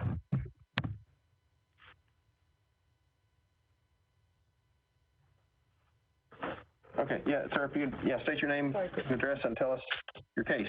Grover Collins, Collins Legal, 414 Union Street, Suite 1110, Nashville, Tennessee, 37219, here on behalf of Mr. Ryan Colley. And Mr. Chairman, you did correctly identify this was one of the cases where there were 144 permits that were issued. This was one of the 45 or so that actually entered into litigation to challenge that, which resulted in the law being changed. It's important to note at the time when we were in litigation, we actually had an injunctive order that was restricting Metro from being able to enforce any types of Metro Code violations or proposed violations on this property. That would have continued until we brought the case to resolution, which we agreed to non-suit that case. Importantly, it was at that point we thought there was no longer any issue in this permit. I think it's important to note also that this is a, for lack of a better term, tall, skinny situation where you've got an A and a B. And I'm sure y'all have heard before, and if you haven't, I'll tell you it's an issue out there. A lot of people, when they purchase these A's and B's, aren't aware that there's a homeowners association. And a lot of times they don't ever even think that they do have any type of homeowners situation until something is challenged or brought to their attention, such as this. And we would submit to you that that was the case in Mr. Pauley's situation when he did certify that there was no HOA in effect when he actually made his application for this short-term rental. Now, subsequently that has come into effect, but the main issue that we take with it today is, and I can't refute what the language says, but it is important to know that this is a owner-occupied permit. He's not leasing it to anybody else unless you want to get into the semantics of what Airbnb actually is. This is not, from our standpoint, a hotel purpose. Now, again, that's an argument that could be made, and that's certainly the argument I would suppose that Metro is making before you. But I would submit to you that if there is a proposed violation or thought to be a violation of a covenant or a restrictive covenant or anything that's in the governing docs of an HOA, then the appropriate place for that to be taken up is within the HOA itself. Now, this is an A and a B. It's two people. They can resolve that between themselves. If you look within the packet, most of the letters, if not all of the letters, are generally opposed to short-term rentals. There's none that are specific to this. And most importantly, the neighbor that would be the other affected party in this HOA didn't submit anything in opposition to this matter. Quite frankly, I don't think it's the place of Metro codes to enforce a private situation between two homeowners. Much like the case that was in the beginning of today's hearing, this is a private matter. Now, there is a requirement within the code saying you have to certify that there is no HOA or anything that is a problem. But what we have in this situation is an HOA where the neighbor themselves isn't seeking to enforce any of the covenants. And if a neighbor isn't seeking their own covenants within their HOA, it acts as a waiver for them to whether or not they're going to enact that thing. But wouldn't it be easier for the neighbor to just agree? I mean, if it's a two-member HOA and they both agree, it seems like it would be pretty easy to just write up an amendment and change the HOA. Why wouldn't they do that? I mean, and then we wouldn't be here. That's certainly an option, but it's one of those situations where I don't think that would satisfy what Metro is trying to say in this requirement, because they're going back to when we enacted the permit. When we enacted the permit or gave them the permit, these are the covenants that were in place. So if you now change those covenants, because the law has changed, this person now wouldn't be allowed to get a permit if their permit is revoked. Well, if their permit's revoked, they don't have a permit. They'd have to apply for a permit again, and it would be based on whatever covenants there are at the time they applied, right? But based on the new law, because the ownership is split, they wouldn't be able to get the permit. Am I making myself clear there? So as much as I would have, the reason I didn't have that done is because of that situation. I simply would have had to say, well, that wasn't the covenant at the time the HOA was, or at the time the permit was applied for. So this may be a case of really bad luck too. Well, hopefully not. I know you're doing your best to make the case, and I'm just trying to figure out, well, you know, and again, I see, and maybe that's just, I'm signaling kind of where I see, because I'm wondering where the error was, because I understand your client didn't, and I have no doubt they wouldn't know. And I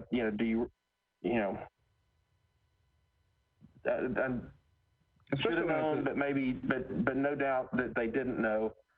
But especially in an A-B situation, a lot of times when you're buying a house, you don't really think you're in an HOA unless you're going into a neighborhood or a subdivision or anything like that. But what a lot of people don't realize is the parceling into these HPRs, these horizontal property regimes, is actually not quite a subdivision, but it is a division of the property to where there is. So a lot of people just simply don't know that it would apply. No, and I totally, I get it, and frankly empathetic, but I also am trying to get to where the zoning administrator or the code staff erred, and that's where I don't,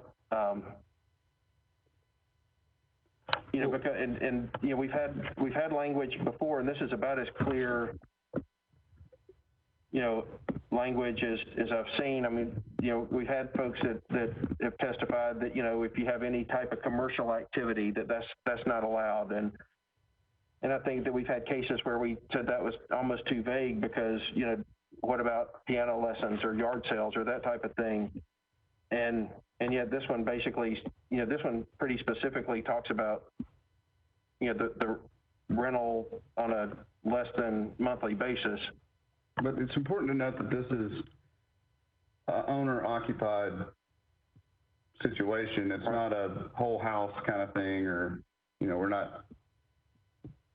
That to me is where this wouldn't apply, and I would submit that when these declarations were created, Airbnb wasn't what they were talking about in this situation.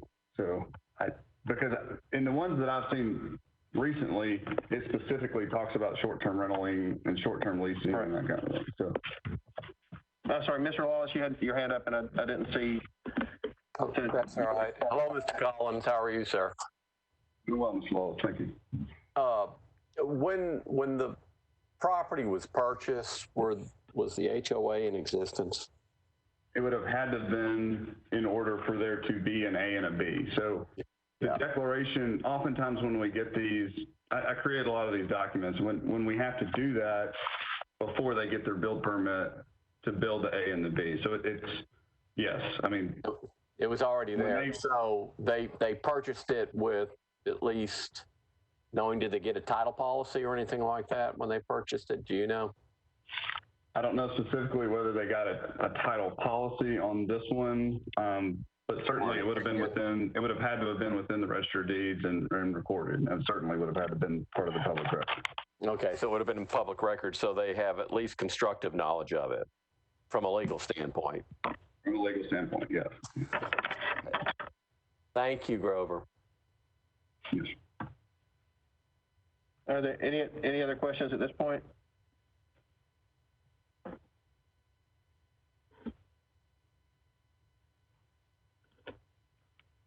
Anything else to add? No, unless if there's no other questions, that would be all that I would have for him. No other questions? All right, thank you. We'll close the public hearing.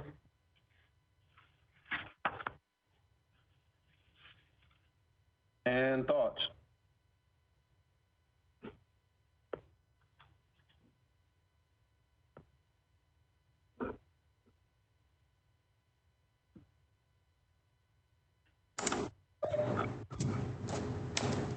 Ms. Carpenter. I was only going to speak because no one else was talking. Well, we were waiting you out. It seems really unfortunate, like you've been indicating, but I don't see any reason to overturn the zoning administrator. Mr. Wallace. I'm going to second the motion. Ms. Carpenter, was that a motion? Sure. Sorry, so, Christina, I took it as a motion, so that was my error. I apologize. No problem. I'm glad you seconded. So the motion is the zoning administrator did not err. And Mr. Lawless, you seconded? Yes, I did. Is there discussion on the motion? Yeah, and I do agree, and I don't like cases where there's not where the punishment seems harsher than it does for other folks, but I don't see a path for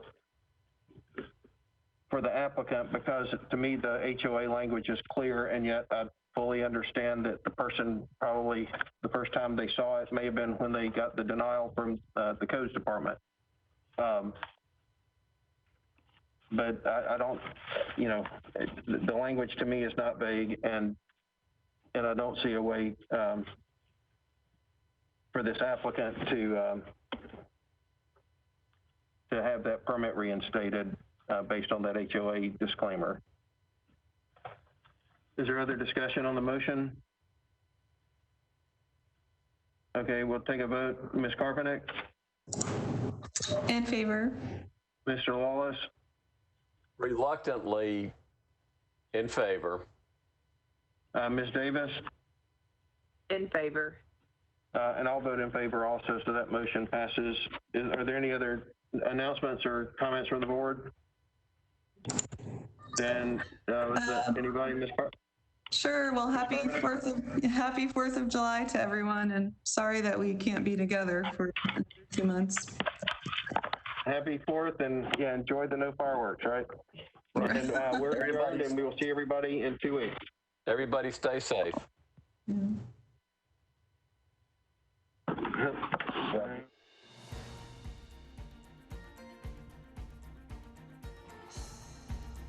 This has been a service of the Metro Nashville Network. If you would like to see this presentation again, or for more information about this and other programs, visit nashville.gov.